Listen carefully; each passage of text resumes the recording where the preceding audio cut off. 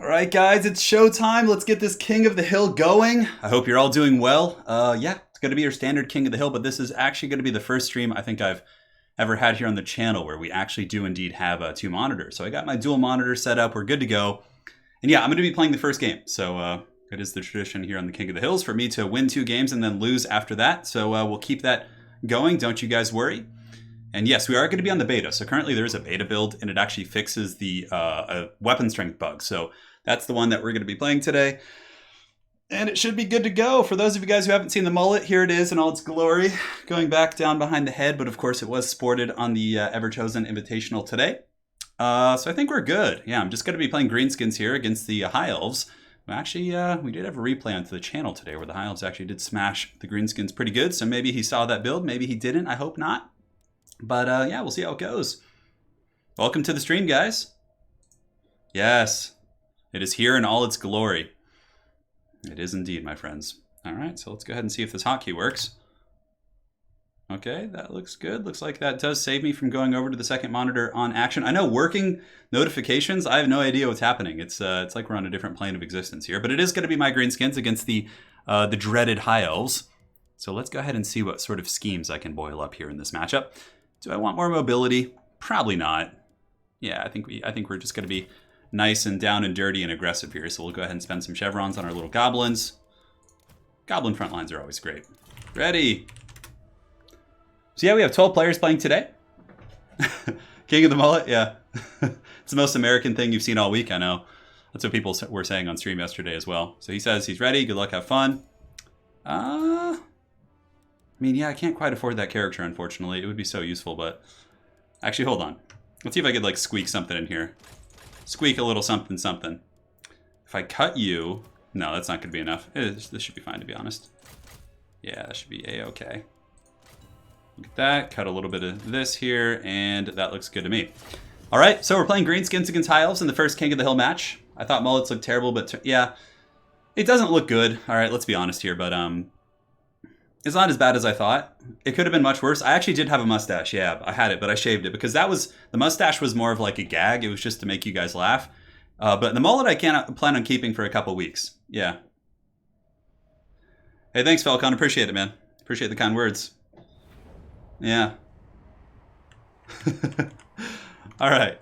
So hold up. I think we're good. Let's go ahead and switch on over to the battle. Somewhere here. Local recording. Looks good. So we'll be jumping over in just a second. We should be A-okay. I know, absolutely. So it's going to be my greenskins facing off against Wicked D and his High Elves. Apparently he's gotten some good feedback from some of the Ever-Chosen champs. So I'm probably in a little bit of trouble here, but we'll be okay. We got the greenskins. We have some trolls. We have some archers. I mean, life is good. I just kind of woke up too, though, so I gotta get my bearings here. Nonetheless, stone trolls are super good in this matchup. I did want to bring some of the Bob, the Blackwork Bake Boss, but unfortunately, I just simply couldn't afford it. So going with Wurzag, I feel like Wurzag kind of doesn't get the love he deserves after all this fancy DLC stuff has come out. So we're going to be doing some Wurzag. Yeah, it's gonna be great. So let's go ahead and get these dudes here. How big is his army? Of course, High Elf armies are pretty much always going to be smaller. We do have some Boar Boys and the Broken Tusk Mob who are going to be kind of guarding the back and giving us some mobility as well. And also the Pump Wagons. Pump Wagons will be here. We got you and 4 and you and 5. So Broken Tusk Mob can be over here and these piggies can be over there. Looks good to me. Oh man, I gotta stretch. Zyphos, I probably will keep it. Yeah, for at least a couple weeks. I've actually becoming attached to it. It's weird. Like, I feel guilty. Every time I look in the mirror and want to cut it, I'm just like, oh god, what has it done wrong to me, you know? Zyphos is evil. All right, ready. Good luck, have fun, man.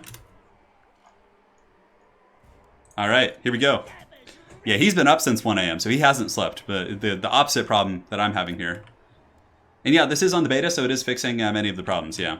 All right, so let's go ahead and get this battle started. I think he said he was ready. I hope so. Didn't mean to rush you, if that's not the case. But we're going to be using our magic and witchcraft to try and burn down the Silver and Guard. Basically, using Fanatics, using Brainbustas, using the Assault of Stone, and a couple other abilities like that to really crump. The Pump Wagons are interesting. I don't know how I feel about the Pump Wagons right now.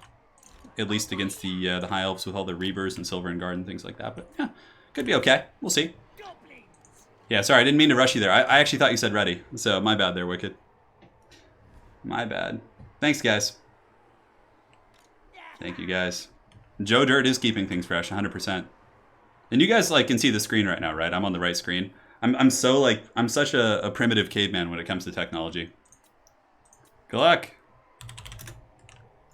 So let's see what he's got. So he's got Silver and Guard probably spamming the front line. Yeah, that's going to be pretty normal stuff. We got the pumps, we got the boars, got some hogs, and he's got warlines and archers. A very cool build, actually. Could be enough to bring down my mighty trolls. And Wurzag is certainly a pretty powerful force multiplier. He can make the little goblins very, very powerful. So let's kind of rotate away. I think that's a warline chariot right there. Yeah, or a lion chariot or whatever those things are called. Broken Tusk Mob will be pretty good against it. So will the Boar Boy Biggins. And it looks like maybe there's a fireball coming downtown with the River Troll Hag, which is fine, honestly. She should be able to heal through most of it. I'll try and get a little bit of juking here. Oh, etiquette, I'm too weak. Dodge it. Nah, she's done for.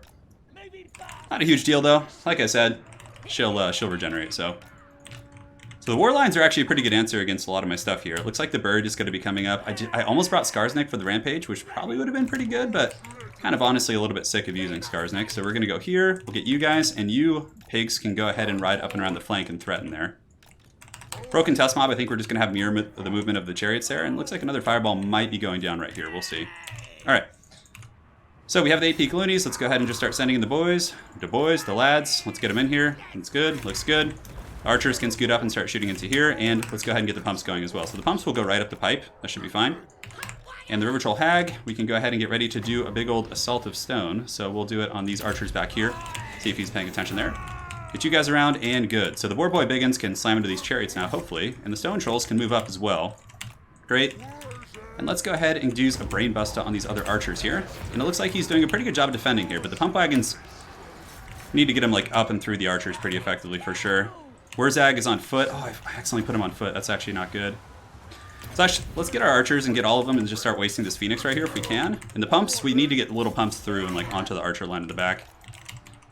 Very good. The Boar Boys, let's pull them back. Let's get the Stone Trolls piling in. Stone Trolls piling in as well. And we have the Fanatics who we can get some juicy Fanatic throws. Let's go ahead and throw those.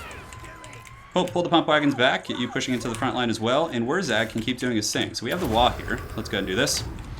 We have Footagorks.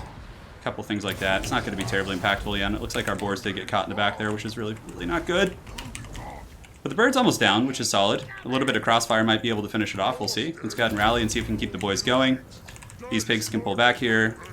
Although they're trading pretty effectively against the lions, to be honest. But let's go ahead and drop into the Brain Buster. We can do it right here on the archers. Looks good to me.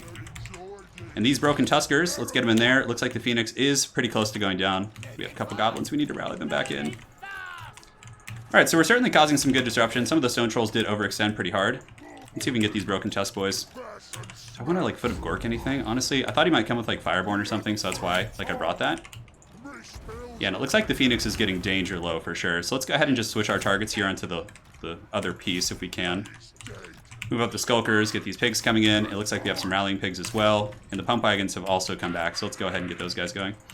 So we have a Foot of Gork. Let's just Foot of Gork back here, just so we actually end up using it and just not, like, you know, totally just missing the boat on that. We have a Mither. Let's go ahead and do this. Foot of Gork should finish those guys off, and it looks like the Lion Chariots will be getting polished off here. So Skulkers, need you to come in, intercept these lions if we can. We're going to drop a Smoke Bomb to keep them from chasing off our trolls. Very good. Pull these Stone Trolls back. Get these Gobos up and around, and good. So we've compromised a lot of the Archer line now. Yeah, let's do this. And we also have another Brain Busted, so we can go ahead and brain bust some of those Silver and Guard there. Very, very good. Stone Trolls, come and beat on these guys if we can. Pump Wagons were able to do some good work as well. Let's get these guys pushing into the Goblin lines. And the River Troll Hag needs to retreat. Needs to retreat. Yes, mighty Stone Trolls, go forth and prosper. So our Daka line, what can we shoot at now, honestly? There's not too many choice targets, but we can go ahead and split them up a little bit. Get these guys rallying back in to finish off these Silver and Guard. Nasty Skulker is actually not a bad tool here also. Yep, so he finished off my backline kind of pressure there. I don't even know who his Lord is, to be frank here. Go ahead and prop this. It'll do some good damage to those boys and also trigger a big melee attack buff. And yeah, that was pretty good. Silver and Guard do have good magic resist though, so you certainly got to respect that. So let's just start shooting into some war lines here. Get the Hag piling in as well. We need to just get these war lines off. Alright, we popped all this. We're into the back line more or less. Need to just kind of keep the pressure going on those archers. We're pulling ahead in the balance of power ever so slightly. Looks good to me. Looks good to me. Alright, so we're starting to really crump back here pretty effectively. We've disrupted the archer line pretty well. We have our fanatics, so let's go ahead and send them right down the pipe there. I probably miss one, that's okay. Just got to make sure we're staying active on every front. And now it looks like we have another brain bust as well. So yeah, we finally crumped this position, which I think is going to be the end for him. He played really well, though. That was a close game. He still might be able to come back. I don't know. Us getting the Mage of Beasts here is pretty punishing for sure. And we can actually mither this guy, too, to make sure he can't get away. I don't know if Warzog was the right choice for a build that was like so heavily focused on, yeah, let's get these guys coming in, you guys coming in there. Like, I don't know if Warzog was the right choice. We'll effigy this guy, get all the archers to shoot the bird, just make sure he can't crump me with it. And we have a brain busted, but there's not really too many choice targets, to be honest. Can't believe I accidentally brought Warzog on foot, but I guess it ended up being a bit of a decent thing. Alright, so we're chasing down all the archers pretty much everywhere we can. We have the bird up in the sky trapped, and our Jaka line is still just dropping the base. Let's go ahead and smoke bomb so his caster can't get away here. We'll pull back one Stone Troll to reinforce and deal with the birdo. It looks like he's got some lions coming in. Yeah, Stone Trolls can go beat on those lions there. Pump wagons really didn't do too much, but I guess they're like a cheap thing that he has to like worry about, right? That's kind of the big boon of those. Oh, he's got an Archmage of Fire. That's kind of cool. Cool, let's go get the lions here. We can have the fanatics go. We'll rally. Keep finishing off his caster if we can. And he's got a character in the back as well. That was a good game. That was a really good game, actually. Well played. Well played! GG. All my old replays, unfortunately, are defunct now because of the update and whatnot. All right. That was a good one, guys. A proper scrap. So let's go ahead and refresh this. Very good. So next up on the list, well played, Wicked. That was a really close game, man. In the beginning, I think you were certainly crumping me pretty good. So solid scrap. So now let's go on and get Red Legion. So Red Legion, please go ahead and join the lobby if you could. GG. Yeah, he says, see how I was preparing for Fungi? Bring 3 casters and got Wurzag? Yeah, I know. Wurzag. Wurzag's great. Yeah, well played, Wicked. Well played, well played. We need another Everchosen face swap. Oh god, please no. No more Everchosen face swaps. Oh, that's gonna be so bad. Oh man. So my co-caster today, of course, is Grom the Paunch here. He's doing his thing. God, I can't wait till like for Lady Turin and I to move somewhere. So Red Legion, if you are watching, I'll go ahead and tag you in here. And a Red Legion. Cool. Get you in the lobby. So we have Red Legion, and then after that we have King of the Dead. So I'm sure I'll go my ceremonial 2 victories, perhaps, maybe. We'll see. Red Legion's a good player, so ain't nothing for free. Let's do Oakenhammer next. I'm just gonna... I'm on a greenskin kick right now. I'm just gonna keep playing greenskins. Oh, wait. Greenskins, hold up. So greenskins, I have to pick 3 now. So we'll pick greenskins. We'll do counts and chaos. I know that's probably not the best, but at least I have an answer for dwarves there. So if he goes dwarves, I can play chaos. You ban 1 and pick. It just feels like it's just what I feel like playing. So yeah, it was good. It was a good game, Wicked. It had me stressed for sure. I was like, I didn't know how it was going. Yeah, you played well. A goblin and a mullet. Oh man. All right, so 1 sec here, guys. Just pulling up something. I have to like look over at my second monitor, and I only have 1 like big light today because I was borrowing one yesterday for the Everchosen, so I only have like 1 now, and it's just like only shines me from one side here, so I'm just like, oh, it's so bright. All right. That was the first King of the Hill game. Hey, we have a donation coming in during that game from Lord Zahn. Please try Grimgore. Do you think he's... Okay.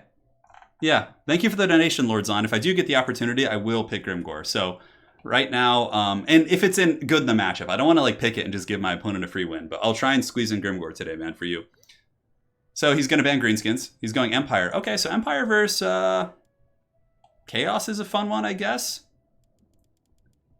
Yeah, we'll do Chaos. Screw it. Let's play some Chaos. I play Chaos a very, very strange play style of Chaos against Empire, so we'll see how it works. I don't know. We'll give it a good old-fashioned college try, as they say. Cool, looks solid to me. I'm trying to remember, how did I play this last time? What was my build? It's been a while, man. It's been a while. ECL, so I'm not going to be doing the next version edition of the ECL until they make this build go live, because it's very annoying to try and get everyone on the beta build for the tournament. So when they make this weapon damage patch that we're on right now go live, that's when I'll probably do that. Yeah. All right. So I'm going to go Chaos here. He did ban the greenskins. I really wanted to play some greenskins, but people can ban it every time if they want. But that's fair play. It's fair on them. All right, so we got you. Everything here looks fine. Looks good. I mean, let's just mess around a little bit. What camera do I use? It's just a janky webcam. It's like a 4-year-old Logitech webcam. Falcon, we can get you in here. Yeah, probably. Let me go ahead, Falcon. I'll throw you on the reserve list, but who else was there? And Ice Power Total War was also there. Okay. Zyphos is our last player, so there's a high likelihood that it will go to reserves, Falcon, and you could get to play. So don't stress it. All right, let's get you. Get a couple of you guys going hot. Yeah, there's a bug with weapon damage right now. It's pretty unfortunate. What can you do? I want to do that. I don't want to wait for this life to be over. This build doesn't feel very strong, but you know what? It's got some fun elements in it. I think we just give it a whirl and see what happens. All right, is there any way I can pinch some more pennies here? We get rid of that. I guess we have some money for this stuff. Looks good. I don't know, man. I don't know what I'm doing.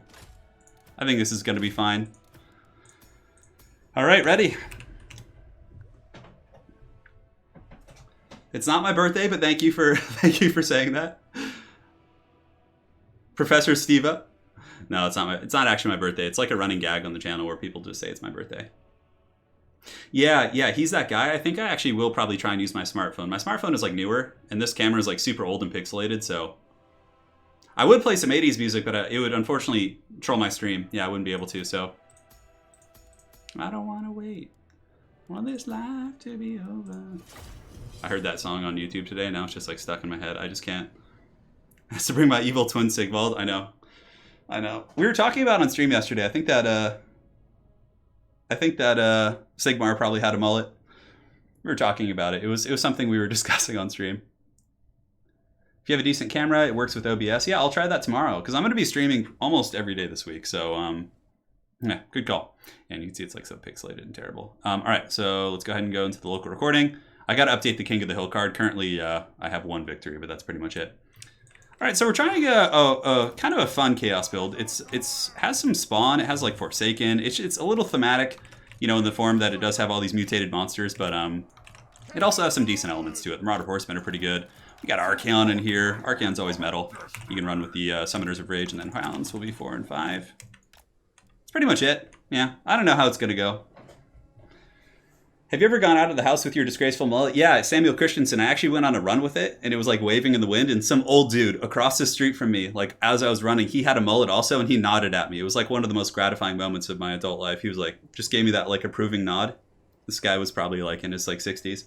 Yeah, it was pretty great. Bored of Total War outside, time for some Warhammer. I know.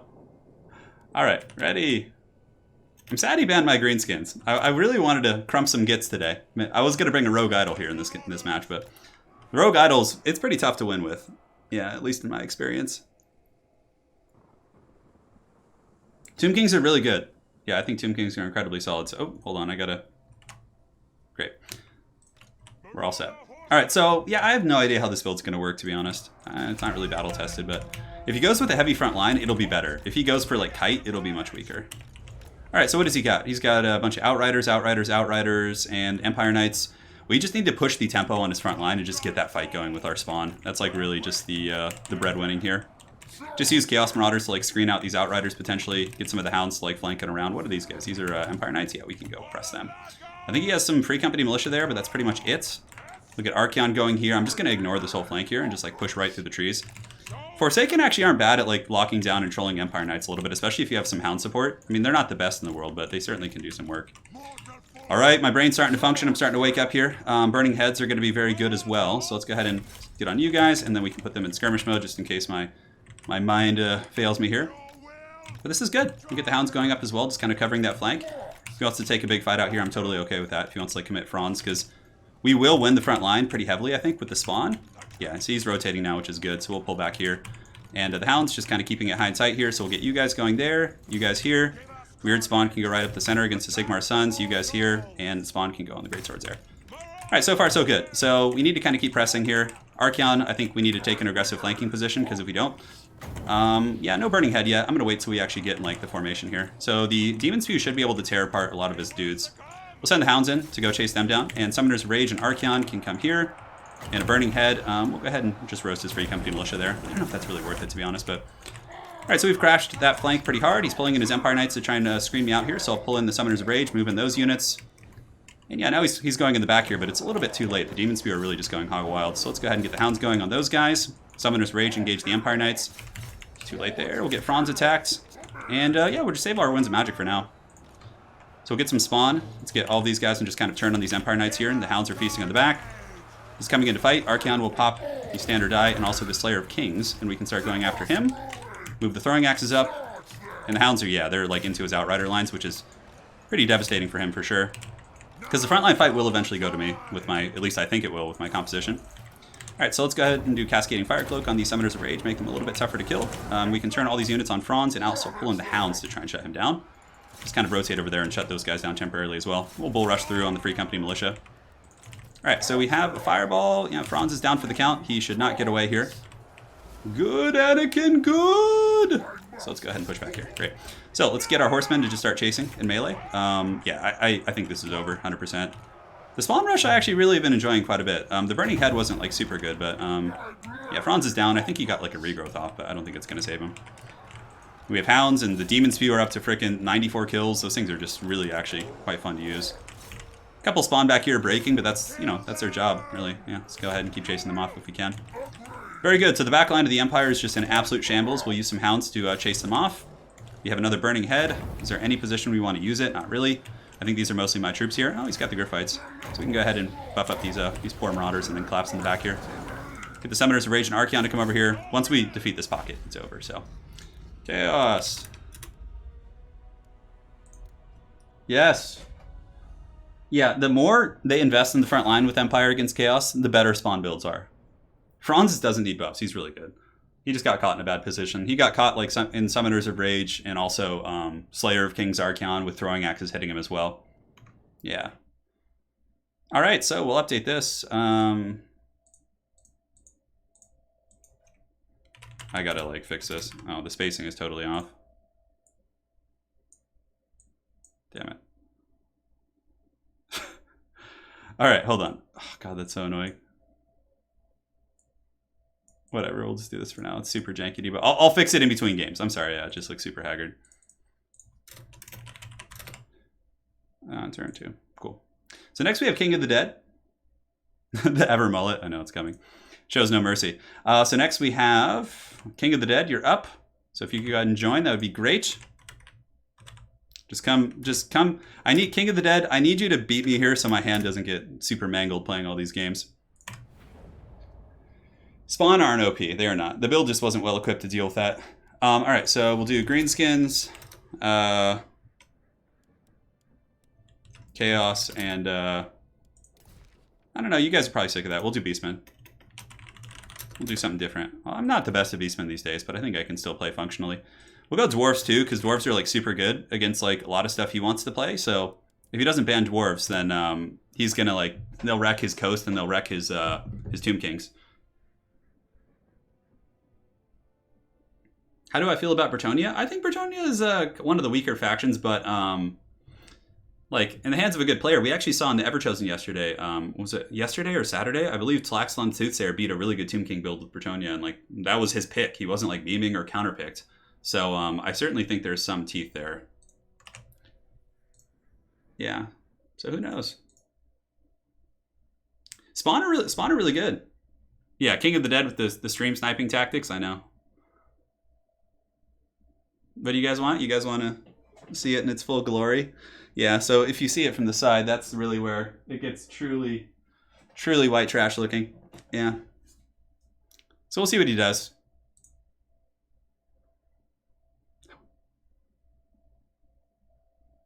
That's Optimus Pine. That's a pretty funny one there. So he goes Norsca. Okay, so he bans Greenskins and goes Norsca. So, yeah, that's pretty good ban on his part, honestly. What do we want to do? We want to go Beastmen? I definitely don't want to play Dwarves into his Norsca. I mean, I could go with really abusive like Gyrocopter play, but I think we're going to do Beastmen. Yeah, let's do this. For the map, Prague is fine. Yeah, it's a good one. That face swap is quite disturbing. It just, yeah, I just got sent one. All right, cool. Let's do this. I don't want to wait. What is King gonna do? I mean, yeah, there's any number of things he could do. So, Fumir maybe. I guess. I don't know. We'll see. Yeah, Optimus, I saw it. The person quick and dirty. I know. Somebody in chat says, I think I just got pregnant. Oh, Jesus Christ. Oh, that's so ridiculous. Yeah. We'll keep doing webcams. The reason I wasn't doing it before is because like my green screen was all messed up, but I fixed it, so we'll be back. Yeah, Banshees and Vargulfs are really good against greenskins. Banshees especially. They're just like exceptional units. God, I haven't played this matchup in freaking forever. I just have no idea what to do.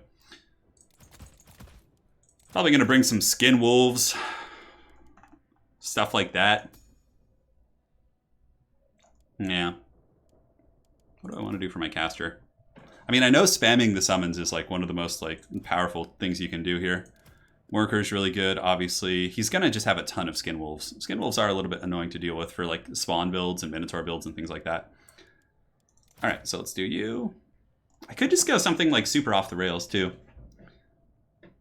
How do you stop feeling like Grom? Oh man, yeah, it's just an eating thing, man. Although Grom ate a troll, so that's why he's like so girthy. All right, I'm scheming here on some strange builds that could potentially be good against Norsca. Like, how would I do that? I mean, I know the traditional is just like spawn and like, you know, minotaurs and just like kind of bum rush, and honestly, that's probably not terrible against Norsca. Yeah, we'll try something very unorthodox. That'll be fine. I think my micro hopefully will hold up. And maybe we'll just go for a spawn rush. Who knows? Okay, so we got you as well. He's ready to go. That's pretty cool.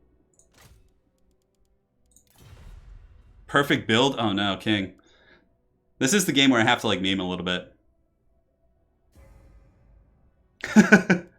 How do vampire counts do against lizards? Liam, it's considered to be a very, very tough matchup. In my experience, yeah.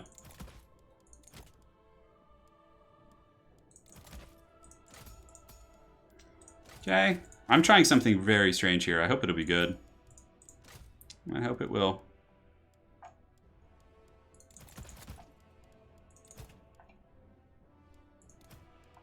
Okay, that looks good.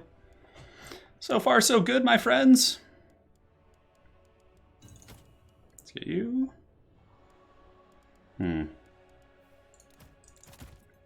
I just don't know what I'm doing with my life. Cut you guys. Definitely need some more stopping power if we can get our hands on it. That's not going to be useful at all.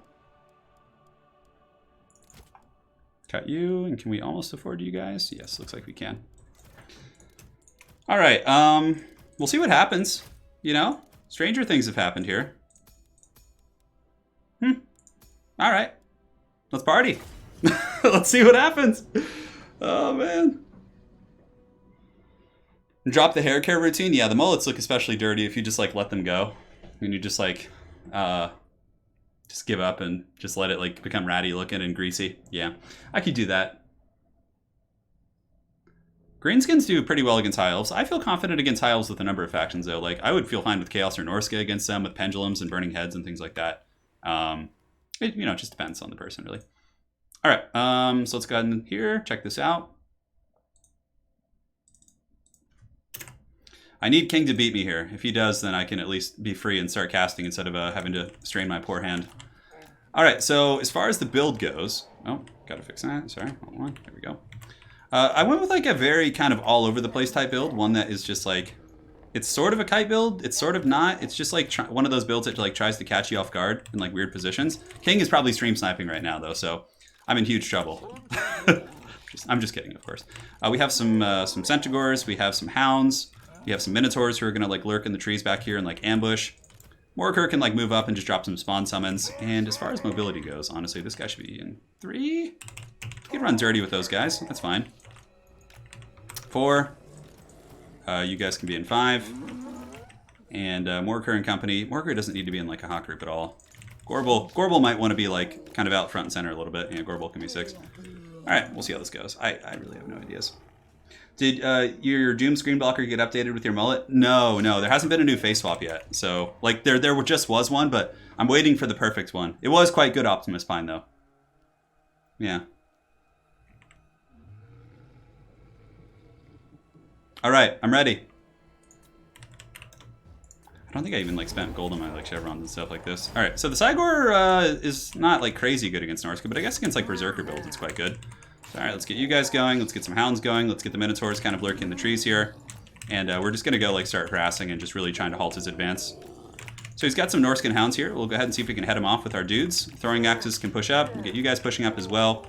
And the boulders should hit home. Man, he's got a ton of skin wolves, so I'm a little bit concerned about that for sure. All right. Very good, very good. We got Gorbel here. We got big old Papa. Let's get those throwing axes going. Try and lure him into my trap. King is not gonna take it. He's like, we're not gonna take it. Oh no, we ain't gonna take it. And if he tries to rush the Cygor back there, I have some treats waiting for him. Those are the Beast of Tashnar, so they're no mere beasties. Cygor's getting some good value. We could drop Manticore summons, but I'm going to wait for my Winds of Magic tank to be full, more or less. So we'll go ahead and turn on them if we can. Nope, he's not going to let us catch him there. That's fine. We're both just kind of jockeying for position. It looks like Throg's coming up as well, but I do also have the Spawn Summon too, which is good. Pull you guys back, just kind of lure him away if we can. Get the Spear support out there as well. And just to like muck up his advance a little bit, I'm going to drop some Spawn, I think. No, he's not advancing yet. He's just letting the Cygors really just pound him, which is good. Alright, cool. But we're not getting as much value as I really think we should. Let's pull you guys back.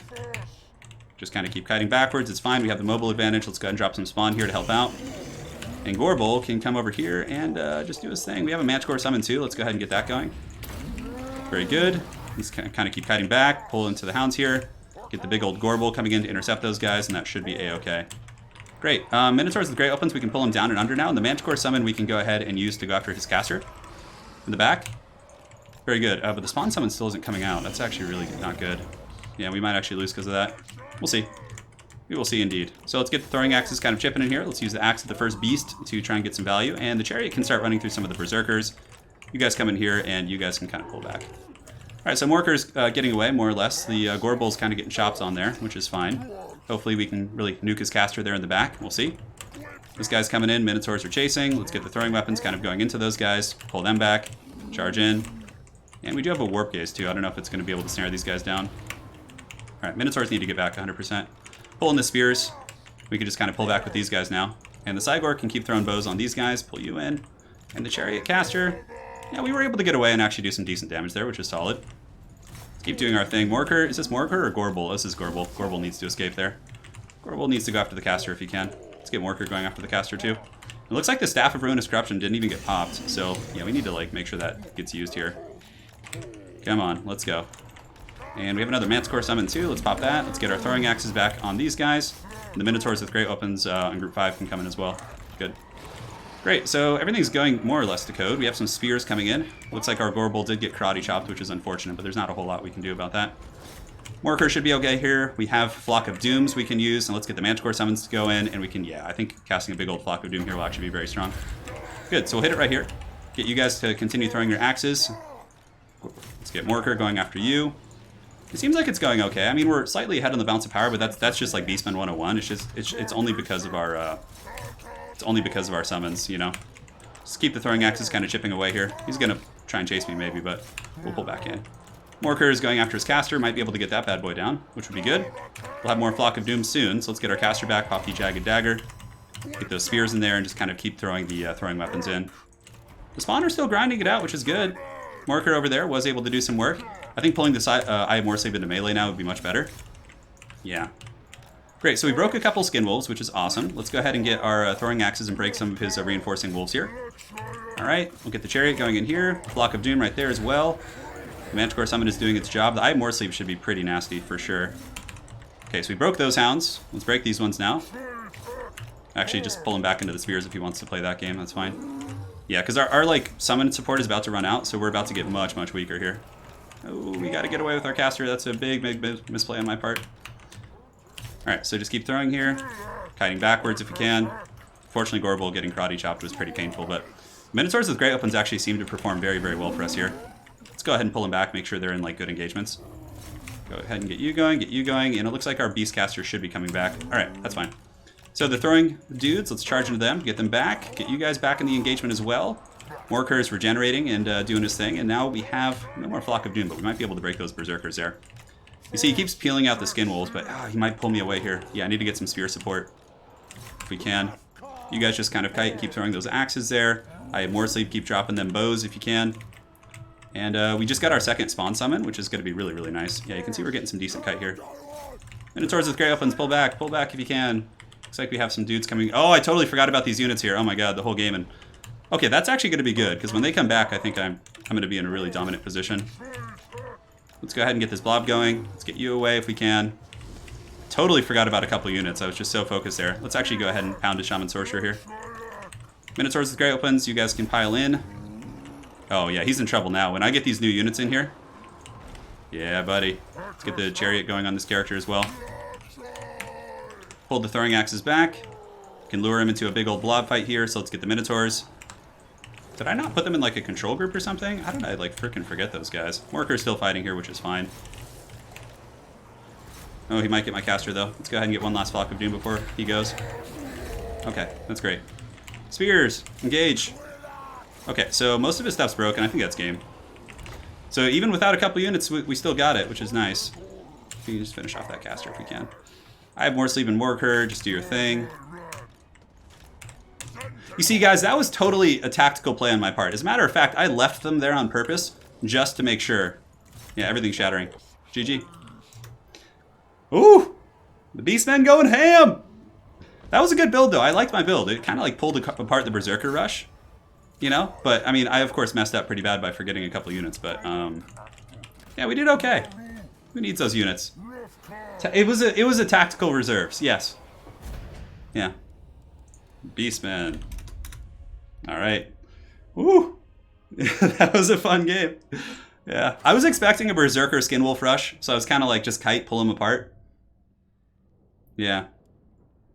I know. Well, we'll see. All right. Next up on our list, we have Outer Region. Outer Region, please end me, bro.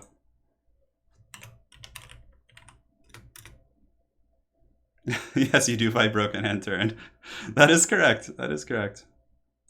All right.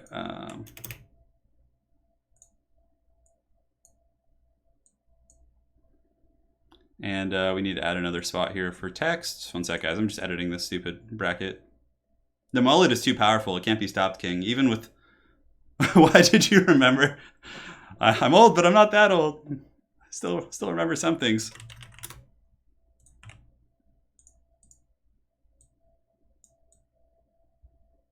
Okay, so that was actually, I think it's high a little bit more. Cool. I honestly should just have like the one spot here. All right, cool. So we got Outer Region coming in now. Greenskins, dwarfs, and so I have an answer against undead. I have my Greenskins, which is one of my favorite factions to play. And we'll go with Beastmen again. Yeah, I had a really fun time playing them there, actually. All right, so let's go ahead and head back to the desk. The mullet station. Kind of surprised Lady Turin didn't shave it up. She actually doesn't mind it as much, yeah. So you missed a couple games. We're doing King of the Hill today. The Eye of Morsleep is really good, yeah. Like, the snare is super solid, even though I didn't really... I wouldn't say I got good value with the snare. One mullet to rule them all, correct. He's banning dwarves and going Tomb Kings. Okay, I'm actually okay with this matchup from the greenskin perspective. Definitely don't want to go Beastmen. Yeah. Definitely do not want to go Beastmen. All right, let's have some fun. Let's do this. I have a very fun build in store here. I don't know if it's going to work against the mighty Outer Region, but we're going to try our best. Show us some Bretonnia. If I'm able to get through, I'll add Bretonnia to my pool for the next one. Don't you worry.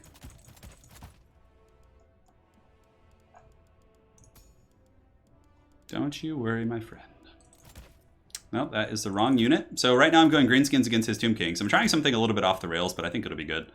Yeah, we'll see. No guarantees. No, if he picks counts, then he can't ban all of my factions. Beastmen is one of the 3 factions that I choose, so I have some options.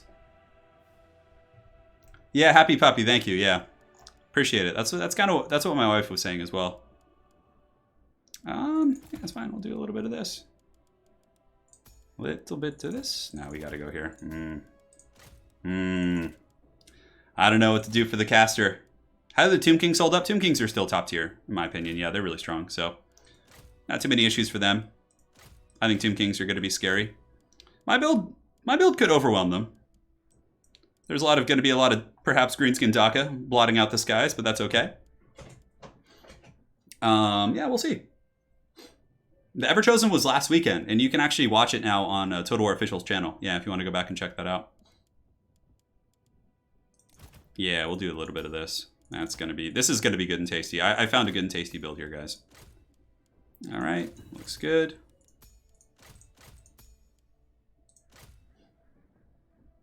The glasses, I have some glasses in here. You guys want them? I don't know if I could play a game with them. Yeah, no, I agree with your assessment that it's not like so good looking, but it's unique. Yeah, playing with these would actually be hard because it's like kind of obstructive to my vision here. Looks good. Don't really need too many of these. Screw it. Let's get some of those. Why not? Why the hell not? That is a lot of stuff. Get you. Cut this. Probably have to cut some stuff down. Yeah, see, this other screen's so much darker that I actually can't see it. Yeah. All right. We're looking good. I think we need a little bit of this though. It's just like, this build's so janky. I don't know how we're gonna win this. Especially since Outer Region's a good player. A very, very good player. Probably gonna have like a million Casket of Souls just raining hellfire down on me. I want to bring some of those campaign units. They're eyeing me. They're giving me that look. All right, any abilities I can cut here, that's fine. We can keep that. Get rid of these, get rid of these. That'll open up 2 more picks there, which should get us quite a bit more. We just need to save a little bit. Man, 16 gold over. That's so painful. I guess I could change my magic situation. We don't really need that. That spell kind of sucks anyways. We need that, 100%. We need that. We need that. It's so, like, such a good spam spell. And then for our last one, we can bring... That looks fine. Cool. Do we have enough for this item? We do not. So let's go ahead and pop some chevrons here. All right, we're good. Let's get this party started. Business time. Glasses coming off. The next faction war... Holst, it'll probably take place after there's a... Like when this patch... I don't want to do any big competitive events until this patch goes live, this beta that we're playing in, because there's a pretty glaring issue in multiplayer right now in the current live build that affects weapon strength, and a couple... I think there were some other ones as well. Yeah. So that's it. Turin, are you going to be using the new beta for future stuff? Yeah. I'm hoping, Jake, though, that this week... Kassar Jake, thanks for the question. I'm hoping this week they'll fix it. So, what am I missing here? Okay, hold on.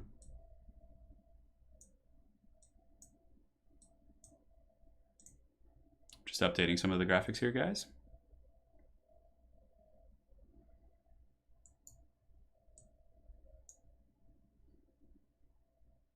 Perfect. Now we go to the local recording. So as far as my build goes, I went with a pretty aggressive build. Like, I thought about going with like a Daka line and just trying to like shoot him down. Hardest faction to master. For me to master it, I don't know. Empire? The Everchosen already happened. It was last weekend. So basically I went with like a Savage Orc Rush with Bob. So I have the Black Orc Big Boss to give immune to Psych to my trolls. And also, you know, he's a mobile, hard-hitting character as well. We got a couple Fanatics as well. I would imagine he'll probably have like a Casket of Souls type situation. Maybe I should like split up my army, but I really do want to keep that We got Wurzog. Wurzog is really good if you have trolls and savage orcs. Giving the extra like insane levels of AP is just so brutal. We got boar boys with some spider riders as well to pressure in. So I probably should start in the trees a little bit because like he could be using a ton of casket play, which you know I obviously don't want to deal with there. Oh yeah, buddy. The Everchosen was this last weekend, so it was a really good Everchosen. We had a great time, so make sure to go check that out. It's on Total War's official YouTube channel, so you can see it there. The mullet does give me Fear and Terror, but it also gives Inspire. So if I have Inspire, it gives leadership buffs to my allies as well. All right, so I don't know if this build's gonna work. I think it has some teeth. I think if I play it all right, then it should be good. Yeah, he went with Great Bows, so we'll just like move up through the trees. You know, the Stone Trolls thankfully do have missile resist, so let's move our characters here, get you guys going up around there. And the Stone Trolls, we just want to keep them in the trees for as long as we possibly can. Got Ark in the Black on a Chariot, not too concerned about that. Should be able to... but I don't have too much like anti-large in this army. Yeah, it's very much like kill everything else and just hope that we can clean up after the fact. Get you guys going around, you guys here. We just need our like annoying cav presence to like troll the big monsters. And I guess Bob will give immune to psychology. So, you know, my front line more or less is going to be pretty good. So the Great Bows are now shooting. I think they're shooting at the Stone Trolls, it looks like. Hard to tell. Let's get you guys kind of panning over here. You guys can go up and around the side there, take a very direct angle. And yeah, we just need to like smash as hard as we can and fast. Get you guys engaged here, you guys engaged here. Get the Fanatics moving up as well. Get you guys in position, and the Trolls. Just make them pay the Troll toll like as hard as we possibly can. Okay, so he's coming for a fight here. We can take this because we have some Goblins nearby who can also help out. So we should win that. And Wurzog is going to open up the fight using a Brain Buster back there on the Kepler Guard. Very good. All right, so let's go ahead and engage here. Pull you guys around the back as well. And now Bob is here, so the Trolls will be immune to psychology for the initial fighting, which is good. We might need to pull him back, though. We don't want to take too many casualties right out of the gates. All right, Savage Orcs have piled in. We've gotten the good engagements versus Cav. We have Goblins swarming over here. Bonewood Staff is active, and Bob is giving immune to psych. So as long as we just avoid the big Sphinx... Yeah, let's actually get the Stone Trolls going after him if we can. We can use an effigy on him if we want. So we'll go ahead and pop Fist of Gork on these Savage Orcs here, make them a little bit stronger. We were collapsed on that flank there, which is unfortunate, but now we've gotten into the Ushopti lines. So we'll just have our Stone Trolls chase them and have you guys peel out and go there. Very good. And this fight's going good. We have our Wa, so we'll pop this. It'll also make us immune to Psych. And the Stone Trolls are now chasing the Ushopti Great Bows, which is probably honestly like the worst case scenario for him. So we have a Brain Buster here, not really too many good targets to be honest. I was expecting a little bit more in that regard, but we'll go ahead and pop it right there. I'm saving the effigies because I don't really need them right now. The Stone Trolls have overextended a little bit. Yeah, gotta kind of play it a little bit safer there. And Bob is doing Bob things in the front, so we'll get Bob back here and have him start going after the big monster. And the Savage Orcs can just kind of keep clearing on the Kepler Guard. All right, looks good. We have some Fanatics too, but again, I don't think there's too many like juicy angles for us here. And how are we doing on the other side? So these guys have won their fight, so let's pull them around. And Bob is giving immune to Psych. So the Trolls will only break due to natural breaks, which unfortunately they have done. But yeah, those freaking Ushopti in the back, we need to effigy them down and just like pin them down with everything we got. So we're gonna effigy those guys. And from here, come on, don't crash. No. A little bit of lag. I feel like we're in a really good shape though. Yeah, okay. So it looks like just a little bit of lag happening there, it's fine. I mean, the whole Tomb King's front line is like more or less crumped. Yeah, we're about to get like a big old charge here. Stone Trolls get on the Ushopti. Wurzog should be in good shape. All right. Yeah, the backline fighting is going really well. Bob is tanking and giving immune to Psych to all those units, which is solid. And Brainbuster, I mean, I don't need it, but I'm going to do it here, I guess, just to get the proc of the melee attack from Bonewood Staff. And man, we crumped that Tomb King's army, it looks like, yeah. I don't think there's too much he's going to be able to do. Wurzog dances, but only if he's on foot. Yeah, we'll go ahead and put the, he got the curse on us there. Yeah, that's pretty good for him. Savage Orc Biggins doing their thing. Those Ushopti Great Bows just got freaking flattened, dude. Oh man, that was nice. So the curse is doing some good AoE damage. Bob, of course, is giving a really good leadership, which is nice. Let's go ahead and buff up Bob if we can. We can give him the Black Orc Big Boss buffs. No, stop lagging. I don't think it's me. I would minimize and check, but I'm a little bit afraid to. Yeah, okay, it doesn't look like it's me. I can see my bitrate seems fine. So, I mean, this game's pretty much over, I think. Like, I'm going to kill his Great Bows here. We can easily clean up Arcan and these other units, and then the big Sphinx is just going to get dragged down by a million different things. So, we'll see. Bob, the Black Orc Big Boss, he's through, he's free. I think you just got to, like, restart your game. I'm not sure. Yeah. He's lagging a little bit, but... Yeah, Bob is just going ham there. We can pull back the Stone Trolls, and they can fight with Bob. Because, like, the pigs and the Spider Riders will be more than enough to deal with Ushabti. And as long as we don't, like, lose our Lord to something stupid, we'll be okay. Oh, hold on. There we go. Cool.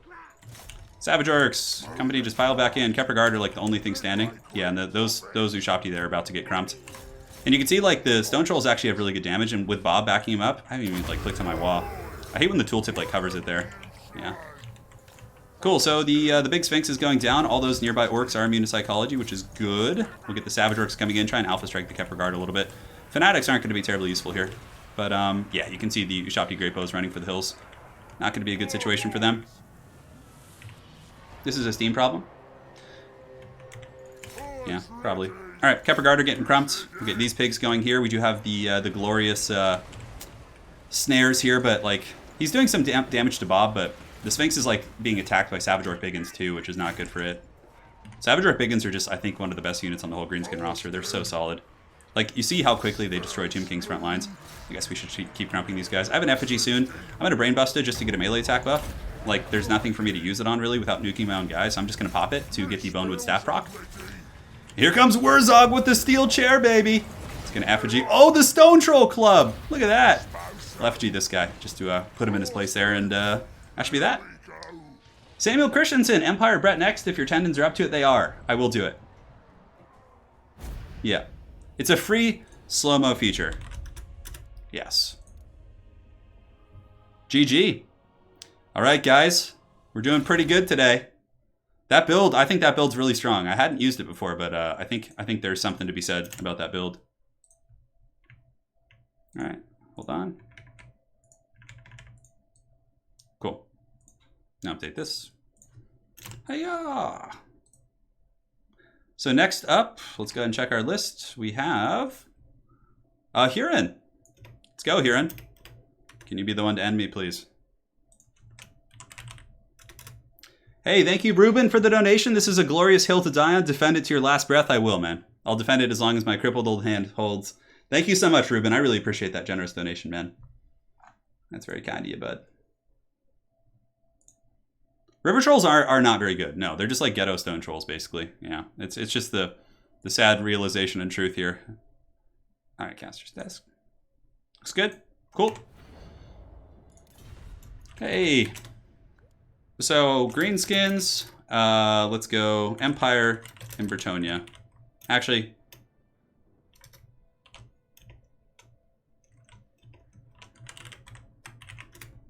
all right. I'm going to go greenskins, Empire, Bretonnia.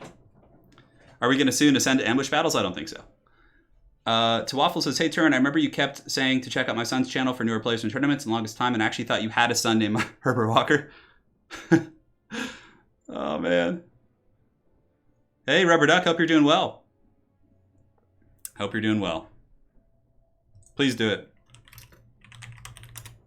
So he gets to ban one. I ban Empire and go High Elves. High Elves? Huh. So this leaves me with Bretonnia. We'll go Bretonnia for you guys, yeah.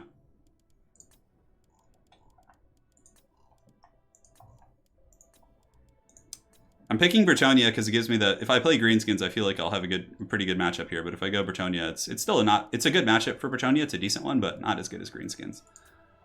Tower Foeth is fine. Cool. So we're all set. How do you get Wurzog? I don't know. Was he free LC or DLC? I can't remember. I think he's free LC. Wurzog's a really fun character. Yeah, Stone Trolls are amazing. With so many birthdays, Spirit of Gorg I've already had, yeah. I know, I've had a lot of birthdays. All right, I think we're ready. Good to go. I had a build ready for this one, so. Yeah, the mullet's looking strong. Let's do some stretching here while we're at it. YouTube shouldn't be laggy. It should be fine. Yeah. Hopefully there's not any issues. I haven't dropped any rates on my side, so if there is any lag, it's either the other player or it's my, obviously, YouTube being a bit of a troll. Cool. So we're 55 minutes into the stream. Currently, as far as the players go, we have Huron, followed up by Gobbo Slayer, and then Tank. Then Stormrunner, Happy Puppy, Dactor, Vin. Oh, Vin the Mad said he dropped. Okay. So then it'd be Dactor, Zyphos, Ice Power, and then Falcon. Yeah. Yo, you need me to turn up some volume, you're saying? I'll let him know I'm ready. And a little sip of water here.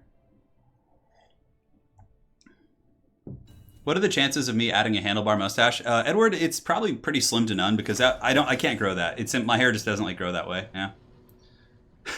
My name is Joe Dirte. Yeah, adding the E at the end because it sounds. Joe Dirt was like one of my favorite movies as a kid. Like I used to rent that from Blockbuster like every week when it came out. My friends were like, "Nick, please don't make us watch Joe Dirt again." I'm like, "Come on, guys, just one more time." Yeah, River Trolls suck for sure. If they lowered melee attack by like 8 to 10, I think they could be viable. Yeah. All right.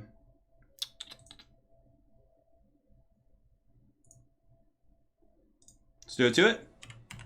No, it's not all cav. It's a pretty well-rounded build. We have like missiles, infantry, cav. We have a little bit of everything. It is a mullet stream. It is. I'm glad you guys like it. Yeah.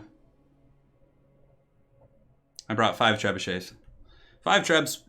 If there are a matchup for trebuchets, High Elves is certainly one of them. I think. It's Bretonnia. I need to drink wine to be a true Bretonian. Fair play. Fair play indeed. Hey, we have a donation from Bender H. Loved you at the Everchosen. Awesome content. Next time you should play. You know, Bender, as much as I'd love to play an Everchosen, I gotta cast it, man. It's my jam. Yeah. I'll be playing another community tournaments, though, for sure. Don't worry. You get to see this on King of the Hill, too, so fear not. All right, so pretty standard Bretonian build. Spearman at Arms with shields in the front just to hold. Obviously, they're not going to win any beauty contests, but they do the trick. And, yeah, like, even if they go for, like, elite infantry, you have the Feint Enchantress to, like, blob drain them, which generally deals with all of your problems. So let's get the trebuchets. I don't know where we want them. Probably right here is fine. Right here and here. The trebs can be. Get Feint Enchantress and her Paladin Goon Squad will roll up. The Questing Knights can be a little bit tighter to the formation because we may use them in that manner.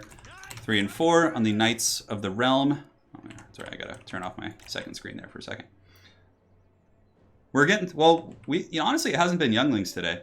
Yeah, we've been playing some really good players. Not too many younglings on this one. I think there's a couple, but most of the players I actually recognize. Peasant mobs can be guarding this trebuchet. You just need bodies to get in front anyways. Spearman and Spearman back here. Boom, boom. Looks good. 5 and 6. Cool. I think it'll be fine. We'll see what happens. Cool. So he's deployed in the forest, interestingly enough. So let's go ahead and turn you guys here and turn you guys here. We'll go do a little bit of scouting here. Yeah, it looks like he's got an Arcane Phoenix and a Star Dragon. That's pretty heavy investment. So that means like the rest of his army is probably pretty low quality. We'll send these knights out because he might have like Shadow Warriors or something over that direction.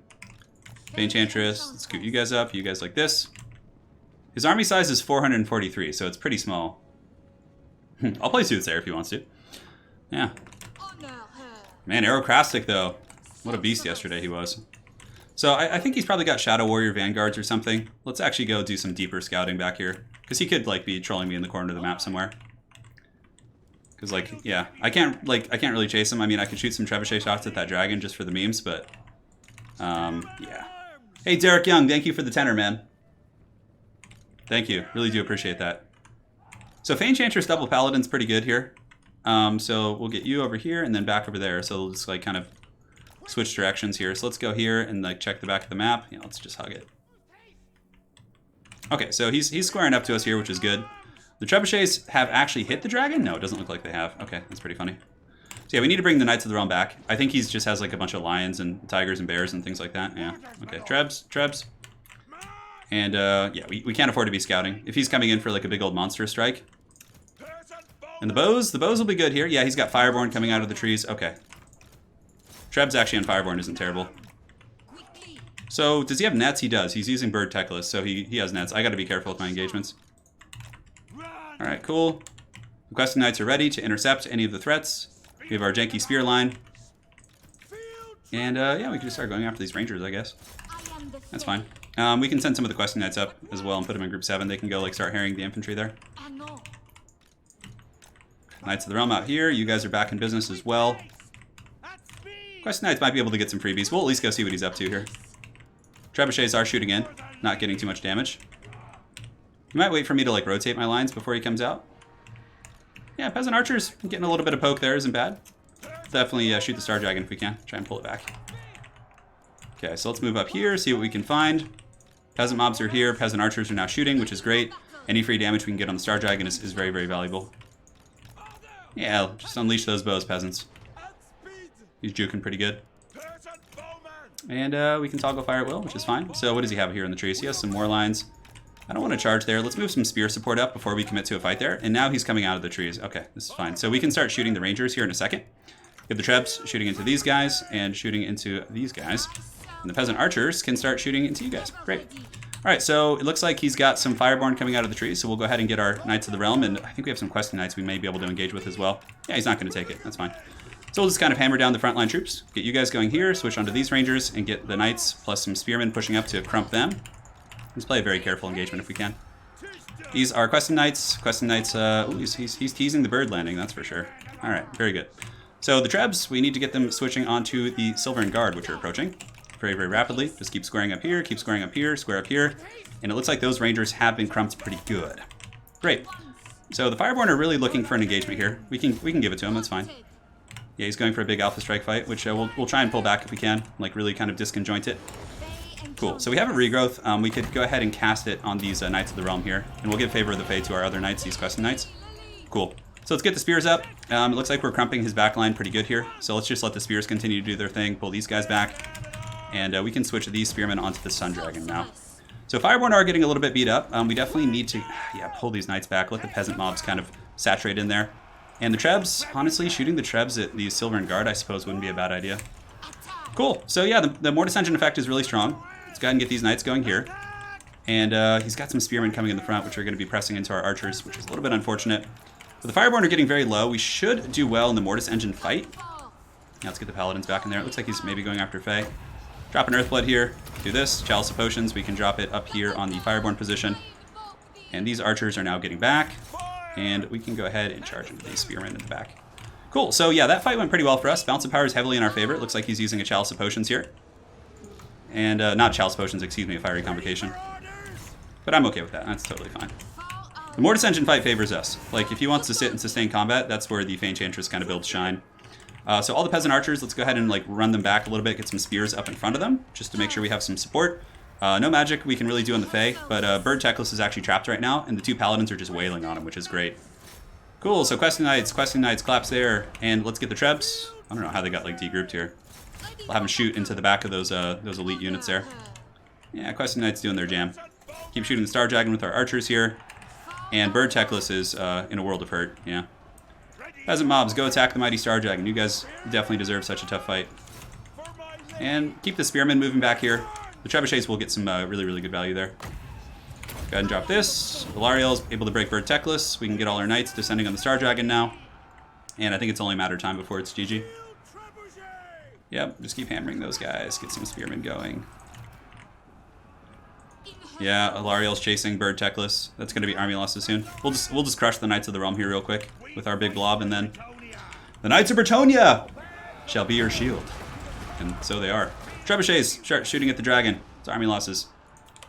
GG. It was a good game. Yeah, it was a scrappy one. Brett. Come on, I need someone to end me. Who's next? Gobbo Slayer? Come on, Gobbo Slayer. You got it. You got to do it, man. Well, the units that weren't fighting were support units. They were spearmen. I was actually for once leaving those in the back to like protect things. All right, Huron. So Huron, you're up next. Not Huron, Gobbo Slayer.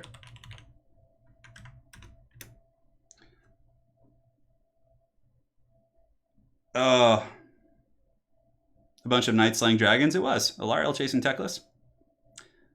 Well, the pikemen, I oftentimes leave him in the back to protect the artillery in case like some lions or reavers or something come back. His build was pretty elite, which was mine was kind of designed to deal with. So, well played, Huron. Well played, man. It was a good scrap, a good proper scrap. All right, we're back to the desk. Man, I could love some coffee. right now. That'd be nice. That would be nice indeed. Hold on, I gotta update this. Maybe like for tomorrow's King of the Hill, I probably just won't play in it, just in case. What's the best way to learn and get into battles? I would recommend, quick battles are okay, but I would recommend joining one of our community discords we have, and we have some glorious mods here in chat who can drop some links for you. But it's a really good place to meet new players and practice, and honestly, watching battles and just getting involved in the tournament circuit is a good way to learn. Right, so he's playing Wood Elves, maybe. Greenskins. The Chaos Gods have blessed your mullet turn. It has made you too powerful. I know. Greenskins. I just love playing Greenskins right now. I'm having so much fun. Counts and Dwarfs. So we have good answers across the board. It goes with the power of 1,000 uncut hair. Dude, I want coffee. I want it. Give it to me. Hey, and Derek Young, Bender, Ruben, Samuel, Lord Zahn, thank you guys all so much for your donations. It does mean a lot. Really do appreciate that. All right, so I picked my 3 factions, Greenskins, Counts, and Dwarves. Pretty good range, honestly. I think they can like deal with any faction, like those 3. Yeah, Aristodamos, could you actually drop a link to my multiplayer Discord in chat? I really appreciate that, man. So Gabo Slayer gets his ban here. I should probably pick a map because that could influence him. The Troll Country, yeah. Yes. Correct. I'd love to see some solid Lizard builds. Yeah, Lizardmen are one of my weaker factions. I'm still okay at them, but yeah. I could do it. If I would wear a kilt, the world would explode. I'm pretty sure I have some ancestry from that part of the world too. I mean, I'm mostly Irish, so. So yeah, if you join my Discord and go to the community resources section, you'll see my son Herbert Walker's Discord. Go join that. He runs the Fresh Recruits tournament. We also do have a couple players in our Discord. Some really solid new players who are actually running Younglings tournaments in my Discord as well. So we will be having like Younglings tournaments coming up as well. So yeah, the Catchweb Spider Shrine is really good. Yeah, it's really good. I think it's cool. I mean, spiders are good. Yeah, in general. I did watch the most recent UFC. Yeah, it's pretty wild. I was really surprised that Tyron Woodley got dunked on that hard, but yeah, he's probably running towards the end of his career here. So he's banning Counts. Interesting. That means he's going to pick like Greenskins or Beastmen probably, would be my prediction. Oh, Lizardmen. What? Lizardmen actually have a good matchup versus those guys. Okay, that's fine. So he's picking Lizards. Lizards used to have a favorable matchup against the glorious... This kind of opens up some other fun options. I could go Greenskins here. I think I will. Since we're on Troll Country, it's only befitting that we do that. Yeah, the Younglings tournaments, yeah. It's good. All right, so picking my army right now. Bear with me, guys. Attack.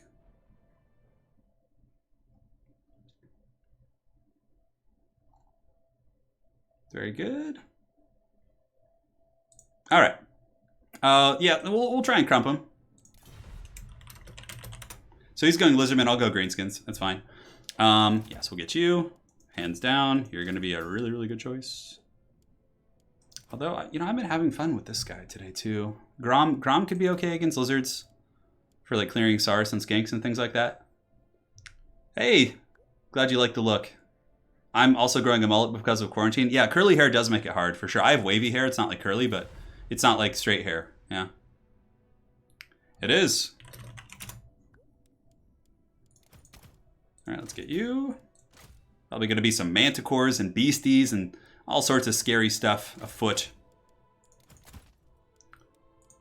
Man, Greenskins have some really expensive stuff now. All right, so for the front line, we don't need too much fancy stuff, I don't think. I was almost like, maybe I'd just bring Savage or Bigans in this front line matchup too, but I don't know. I don't know if that's like super necessary. Black Orcs have historically been pretty good here as well. There's all kinds of builds you can go with, to be honest. Get some of you guys. Looks good. Yeah, I think that could be fun. We'll try that. Try and make that work. Cool. Yeah, wavy hair is good for mullets, yeah, for sure.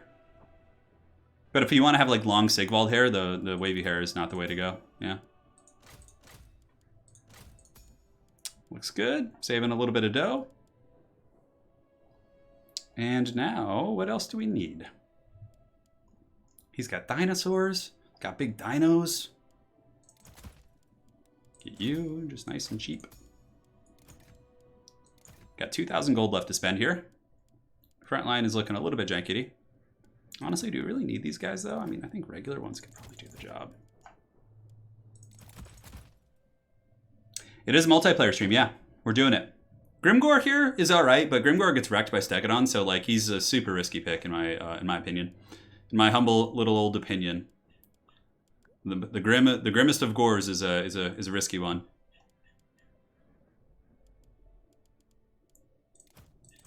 Get a single one of those. That'd be funny. Do we really need that? I mean, he's probably just going to spam big dinos. I'm going a bit wild here, he says. All right, then. The man's going wild. We'll get you guys. We'll get a couple of you as well. I think it looks good. Yeah, I like this build. I think it has some teeth. It's lacking in a couple areas, but nothing that a little bit of good micro can't address, hopefully. Cool. Actually, let's drop the chevrons in those. Yeah, sorry guys, I'm just talking through this, but obviously since we're on stream, if he's like listening just for fun, I don't want to, be spoiling what I'm picking. But you guys will see it in just a second. Don't worry. It's a pretty fun build. Ready. Oh, we have someone in the spectator slot. Oh my god. I can't like. You please step out. Yeah, I didn't put a password because we're on a beta build, but I suppose a lot of people are switching onto the beta now. So we have someone in the spectator slot, so hang on guys, just bear with me for a minute. I don't want to have to remake the lobby. Like, I should be able to kick people from the spectator slot. Yeah. It's like, why? Why do you do this to me? Why, Anakin? Let's see if I can see his Steam profile. Ah, his name is Brandon. I can see his Steam profile. Brandon, I need you to jump out of the spectator slot. If you wouldn't mind. I don't know if he's like, a lot of people like who play this don't even know how to rechat. All right, Gabo, save your build. So I'm gonna save my build. Can you click their name in the lobby? Yeah, you can, but like you can't. It's really dumb how you can't kick people from the lobbies, yeah. Yeah, let's see. If I'm looking here, I have private message, ignore player, send request, or invite to game. There's like no way. Save it and new. Oh, he left. Okay, we're good. Thank you, Brandon. Appreciate it for not making us not have to rehost that lobby. So the thing is, if I have a spectator who I know of, like they've asked, I don't mind them coming in the spectator slot. But the problem is a bunch of Brandons in chat are like, it's not me, but it causes more lag, number one. And number two, they're able to type in game chat. So if I read game chat and they say something like racist or offensive and they're just trying to like troll me on the stream, then it can cause problems. I actually had that happen to me a long time ago. Yeah. All right. So we're in the battle now. So we're good. Recording. Here we go.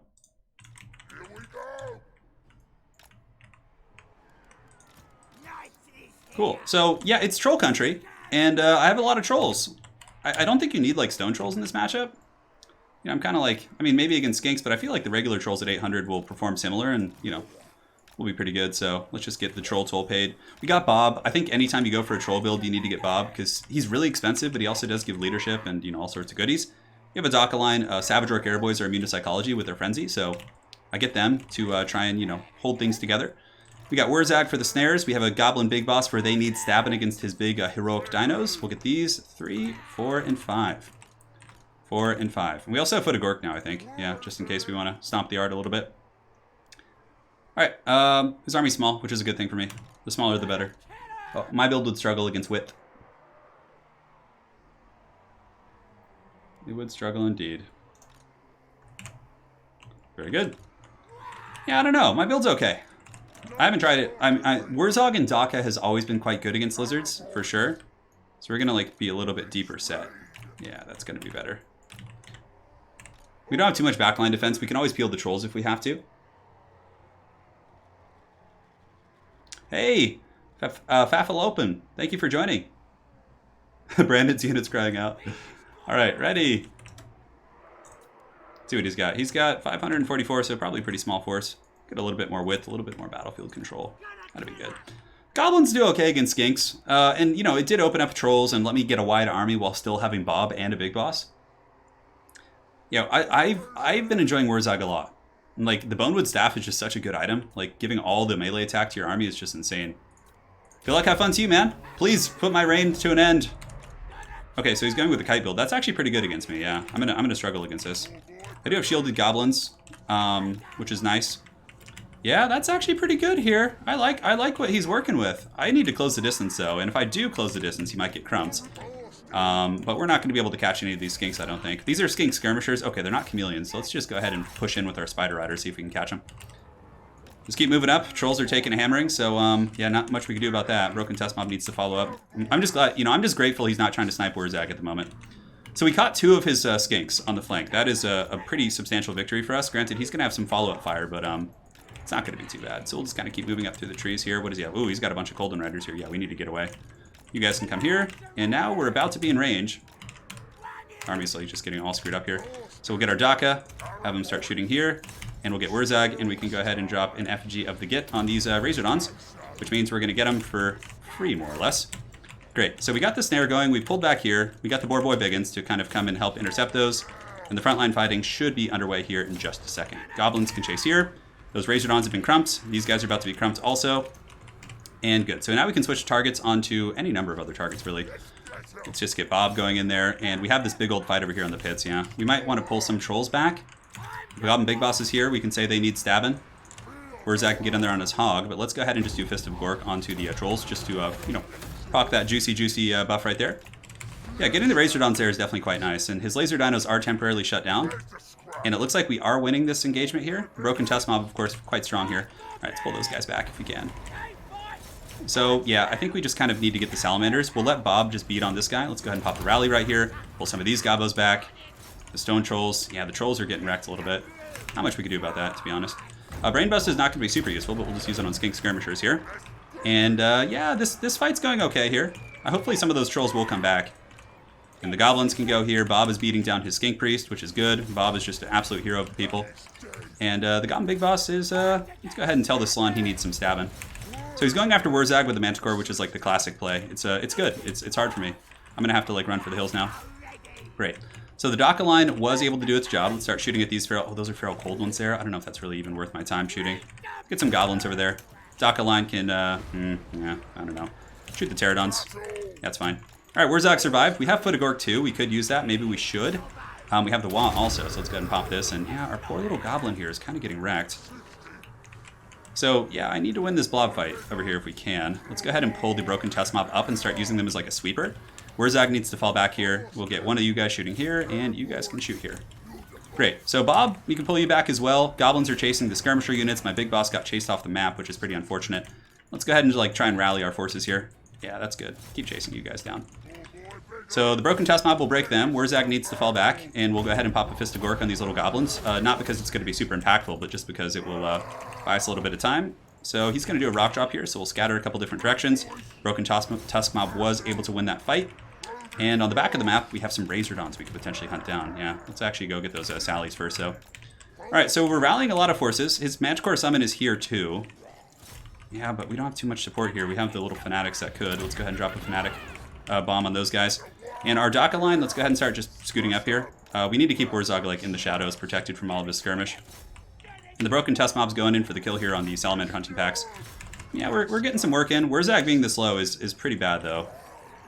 And Trolls, make him pay the Troll Toll if you can. Bob, let's get Bob on the Laser Dinos here. And we can scoot you guys up. Spider Riders can go here with the Goblins. And, yeah, alright, great. So Wurzag, where can we hide him? Yeah, we need to break those guys. Broken Tuskers were able to get that good engagement here. Did also bait out his second Manticore summon, so now if we can stabilize the Broken Tusk boys, I'm just really grateful he hasn't started sniping Wurzag with those dudes over there. That would be really painful. All right, Goblins, let's go. Let's get the Trolls going up too. And Wurzag, Brain Buster, I guess we could just cast over here. Just trying to get a melee attack proc for my army. Cool, so let's pull you guys back. You guys can go and engage here on these skirmishers. Bob is beating down on this character. Maybe if he gets a little bit of support from these units too, that could be good. Give him Fist of Gork. Yeah, there we go. Let's get him in there. My opponent's ahead for sure. Manticore Summon is here. Yeah, the full kite was really good against my rush. He picked well. We have a couple little fanatics still going strong, but the Manticore will disappear soon, which will be nice. And just need to keep Wurzag alive. Man, this is rough, actually. Let's get you guys switching over here. You trolls back here. The troll toll is partially being paid. Bob is helping. He's giving immune to Psych, and we can also rally to keep those trolls healthy. Let's go ahead and pull them back and just crump off these little skink skirmishers. We have an effigy also. Okay, let's go ahead and switch here. Go ahead and switch here if we can. Try and catch him. We'll pull the troll toll back, see if we can push off some of the skink skirmishers. These trolls, we just want to let them heal and rest. And the Manticore Summon will disappear in just a second. Alright, Brainbuster again. Let's go ahead and pop it here on these guys. What is attacking me here? Oh, these are Feral Cold ones? Okay, that's fine. Yeah, unfortunately I just lost a unit of trolls there. Pretty crappy stuff to lose. Start shooting the Salamander hunting packs. Bob, I think Bob needs to just go get his hands dirty. Because he's super tanky. Like, Bob is not going to go quietly into the night. So these trolls are back. We have some Spider Riders. We have some here as well. Bob is tanking it like an absolute beast. But, yeah, we need to be a little bit careful there. Wurzag could die here. This is actually really bad. Oh, we Matrixed it, baby! Yeah, that's really good. Spider Riders, get in there. Savage Orcs, beat the hell out of these dudes here. Fistagoric imbued. Trolls, I think we can pull them back up now and use them to like start cleaning shop. Bob needs to stabilize. If Bob breaks, I'd probably lose. Yeah, Bob! Bob! Brainbuster! That should do some big damage. Bob! Bob, I need you more! I need you, bro! He's eating all that focus fire though, like an absolute beast. And I have an effigy too. Might as well use that on the salamanders to break their charge. Archers are getting back. Oh, Bob's back. Bob's back. Let's get him back to the boys. Come on, trolls. Let's go. Pay the troll toll. Come on, Gabo Slayer. End me. I need to rest my hands. End me. All right. So the Pterodons are fighting. Wurzag is going to get popped in the face here. Yeah, he's going to get it good. Wurzag.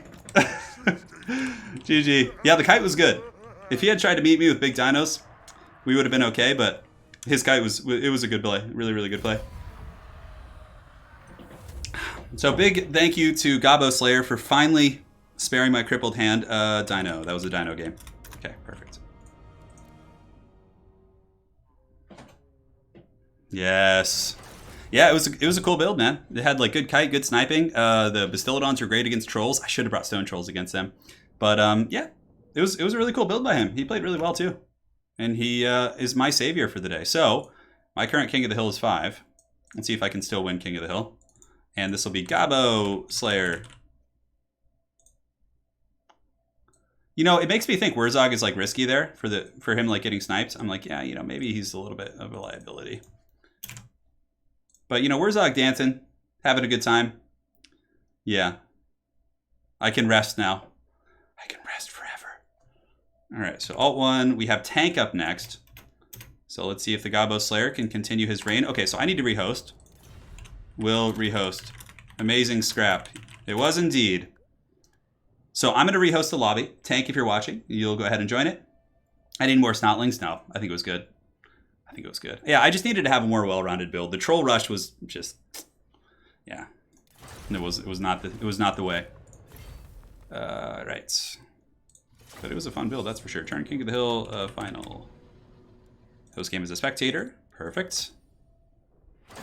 The games are 12,400 gold, Wesley. Correct. Correct, my friend. So now we can give the mullet cam a slight rest. Do I have any like screen blockers here? Oh, I do. It's from the previous Ever Chosen. Perfect. We can get that going too. So Gabo Slayer and Tank. Oh, wow. These guys are super quick. Aces, man. I'm telling you. I'm going to put them on Val's Anvil. Yeah, the streak is over, but it's a good thing. My hand was starting to hurt pretty bad. I needed to stop. I will sleep well. Thank you, Happy Puppy. Yes, I will. Yeah, these King of the Hills are open to anyone, but you have to sign up in the Discord. Yeah. So after this, we have Stormrunner, Happy Puppy, Dactyr, and Zyphos to close out the stream. Yeah. Yeah, Salamanders were a really good answer against my trolls. Yeah, even though we caught a couple of them, like we nailed those guys in the beginning, but Yeah, my big mistake was sending the Goblin Big Boss, letting him get gooned by the Bastillodons, and then also letting Bob get shot there at the end. But yeah, I had some big misplays. We both did, but he was able to edge me out. Really, really good play on his part. So we have Stormrunner. I had less hair back then, yeah. Well, that's not actually me. It's really funny because I was using this as a screen blocker on like a lot of my streams, and people thought that that was actually my head and beard. It's not. That's Italian Spartacus's chrome dome, and then that's his beard. Like it's a face swap. No, my hands don't really hurt when casting. It's more like clicking a lot, and in casting I don't have to click at all really. So I just like move the camera around. Yeah, it's totally a different beast. You know what? Screw the screen blocker. We'll go back to the... I don't think I even need to use one. Yeah, because unless I click, I don't think their armies appear. So they're doing their picks and bans now. Yes, of course you can, Gabo Slayer. Well, Bob is the Black Orc Big Boss. It totally makes sense. It's some good stuff. Oh. Ah, yeah, that's some good water right there. Now all I need to do is wear my... on stream, wear my high school football jersey and just like have a mullet and be like, you know, back in high school, I was a real ace, man. I could throw the ball 100 yards. You know, become Uncle Rico. I think Uncle Rico actually had a mullet in Napoleon Dynamite, like way, way back in the day. I can't remember. Maybe. We'll see. We will see. Is the Black Ark Landing a map where... Yeah, the Black Ark Landing is not a good map, no. It's really not. So, Tank is going Vampire Counts. And banning the Dark Elves. So then Gabo Slayer can pick Coast or Skaven. I've seen Tanks build against Coast. He's a Vampire Count main, so he'll be very confident here. Yeah. I don't know. I could do that. I could do like a backwards hat look, too. Let me go fetch one. Yeah. All kinds of stuff.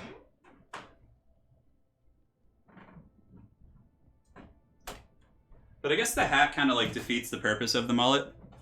You know? Yeah, hold on. This hat's like gotten all mangled somehow. Man, I think it like went through the washer or something. Yeah. Yeah, no, this is kind of, well, the mullet still appears, but the hat's green, so it actually gets green screened out. Yeah. I think the whole point is just to let it flow and just be horrible. No, I couldn't actually throw a ball 100 yards. No. I played running back in high school and in safety, so I wasn't much for throwing the ball. Turin was just born to be an entertainer. Yeah.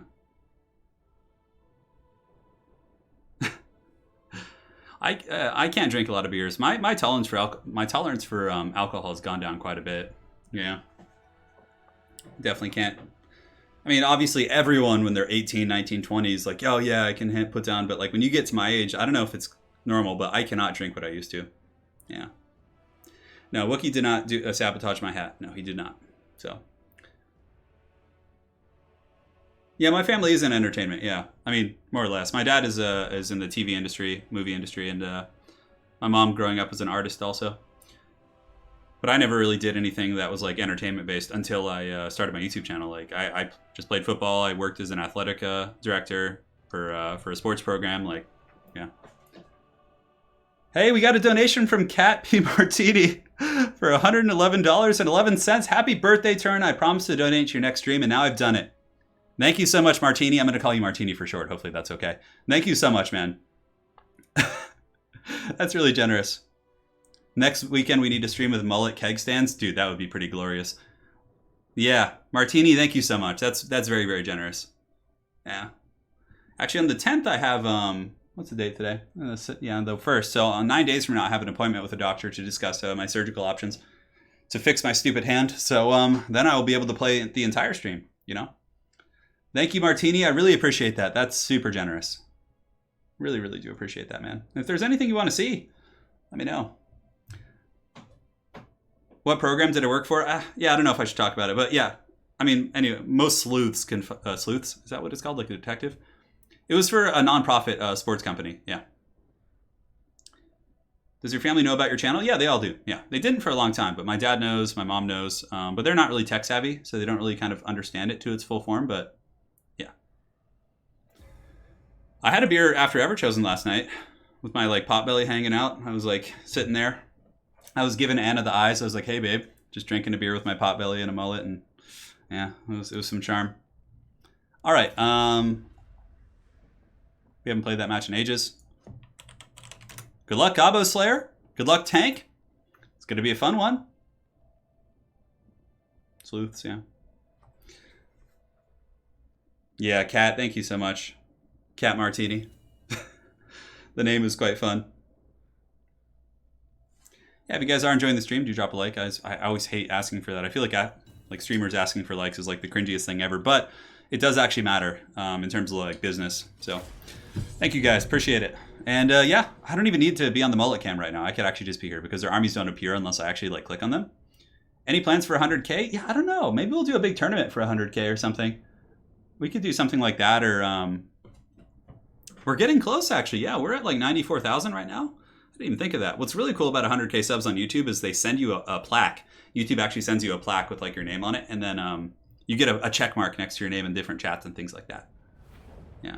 It's not really my birthday. My birthday is July 12th. That's my actual birthday. Okay, so let's go ahead here. Switch back.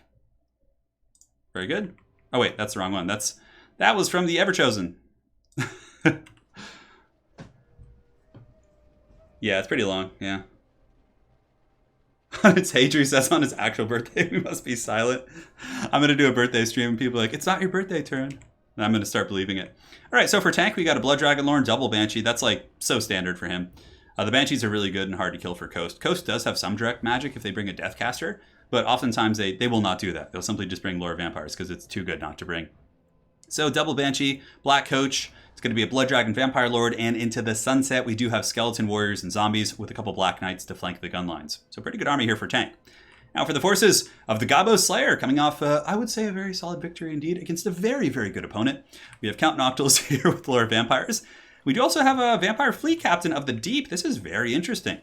Oh, check this out. That's gangster. I really like this from Gobbo Slayer. He actually has Spiteful Shot on his Vampire Fleet Captain, which imbues magic damage. So if you're dealing with Banshee spam, you give magic damage to your Colossus, to your Crabs, and they can actually beat down a Banshee. That is really, really cool. Man, I love that build. So on top of that, he's got Halberds, he's got Deckhand mobs. Frontline is going to be some Gunnery mob play. I assume he'll switch them up. He's got the Lamprey's Revenge, some Crabs, and the big old Gallows Giant. But my favorite part of this build here from Gobbo Slayer is hands down the Vampire Fleet Captain of the Deep.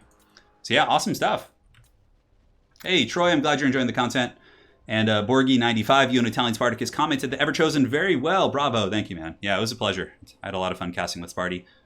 And what was really cool is it was kind of like a dry run for like casting tournaments without the person being there, because we were able to use it and it didn't seem that there was a significant delay that caused any issues. So yeah, I don't know. I think I might like grab some folks from the community, like other casters, and just kind of, you know, cast with folks. I think it'd be really fun. Yeah, Mike, Skaven and Empire, they actually don't play too differently. Empire is much more mobile, actually, but they do use artillery and run interference and things like that. But yeah, I guess they're pretty different. They're summons. It is undead versus undead. Tank, of course, he has all the excuses in the world because he is a vampire count main. He just goes deep on these guys and does a very, very good job. We've seen him in our faction wars, and he really does well. Yeah, Empire is a very micro-intensive faction. Very, very micro-intensive. So the Blood Dragon Lord lurks in the sky. Currently, we have Tank here, followed up by Stormrunner, Happy Puppy, Dactyr, and Zyphos. And in reserves, we have Ice Power, Total War, Falcon, and I'm sure we'll get some other people if we need more players in reserve. Yes, it did work as a dry run. Correct, Borgie. And now the battle is underway. The vampire counts are going to be moving across the mighty warp-infested lands. This is actually a quest battle map, or actually one of the DLC maps from the Game 1, the Grim and the Grave DLC. Helmengorst versus Volkmar the Grim. I don't know why the hell anyone wanted Helmengorst in the game, but let us not ask questions. Mateus, I do have a Grimgore replay coming up soon, yeah. It might be corrupted because of the beta patch, but I'll try and switch back and cast it before all is said and done. Lord Kilbasa may come back soon, my Bannerlord campaign. I'm not really sure. I'm going to map it out this week, but we're going to be doing a lot of Total War streams this week for sure. Nonetheless, the Vampire Coast is surging up to meet the advancing chaff of the Vampire Counts and Tank, rather than going right up the pipe. Takes his whole army around the flank, and it looks like he is going to be doing a big old juicy flank overload. So his zombie dragon could be getting a breath attack right here, and certainly doing some good work there. Yeah, man, look at the breath attack on that gunnery mob. Now, it's not the biggest deal in the world. That gunnery mob unit only costs 300 gold, so it's very cheap, but still, It's free real estate, and he's able to take that out. It looks like 2 of the gunnery mobs here from Gobbo Slayer are disintegrating and going down very, very fast. In the meantime, Gobbo Slayer is going to be trying to turn and face this threat. You can see here we do have the Gallows Giant moving in and Count Noctilus. I think Gobbo Slayer probably wants to pull his army a little bit tighter together, just get his bearings. But yeah, the Banshee did get hit with the, what is that spell called? The freaking Wraith Storm. Yeah, and it did some okay magic damage, but nothing significant that a little bit of healing can fix. And Spiteful Shot has been used on the Gallows Giant, and suddenly its Flamethrower does magic damage, but I think it needs to get into melee. Because, you know, Tank is simply going to be able to juke this, and the Gallows Giant is just so jankety with its Flamethrower. Yeah, it's just like the Flamethrower is just so terrible. I wish they would fix that. Anyways, if we look at the battle here, you can see that the Blood Dragon Lord and the Black Knights are surrounding the Vampire Coast army. The front line is just a complete wash, really. Nothing significant happening, but a nice play by Gobbo Slayer here, getting his Lamprey's Revenge to use their high mass and their high armor to block the low AP damage here of these Black Knights, which certainly is going to be quite good. But yeah, he needs to use that Spiteful Shot in melee. Using it with its ranged prowess is not really going to be terribly efficient against the Banshee because the Flamethrower is just such a god-awful thing. Up in the sky, we do have the Blood Dragon Lord as well as some of the Vampire Count Bats trying to take out the Deck Dropper Bombers here. But there's a little bit of Overwatch fire supporting from the ground as the Gunnery Mobs do shoot up in the sky and peel off those Fellbats.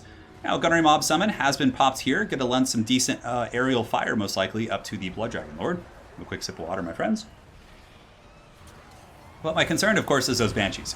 Those Banshees are going to be a real pain, but I guess if the Vampire Coast can get enough value in some of these periphery engagements and not lose too much, if they do get forced into a Death Star and are able to get those Spiteful Shots, I think that could be quite nice for sure. If we look around too, Tank has also left a couple units back. I don't know if this is intentional, but if we look here, he's pulling a big old Turin here, and he's left his Skeleton Spearmen and his Cryptors, and also his Black Coach in reserve, which might actually cost him the game. I mean, that's like 800, over 1,000. That's like, you know, over 2,000 gold worth of value that is just not engaging here. But if he can still, you know, do well for himself without using those units, I suppose that's pretty impressive. So up in the sky, we do have a breath attack coming in from the Blood Dragon Vampire Lord, getting a big old breath on the Gallows Giant. But the Gallows Giant did not look like he took it right on the chin. He was able to endure that pretty well. As far as the front line goes, the zombies are just, you know, battling zombies for the most part. Deckhand mobs are battling Cryptors, and it's more or less a wash. This battle at the very end is probably just going to be coming down to, you know, the monsters fighting and seeing if the Spiteful Shot is enough to deal with the Banshees.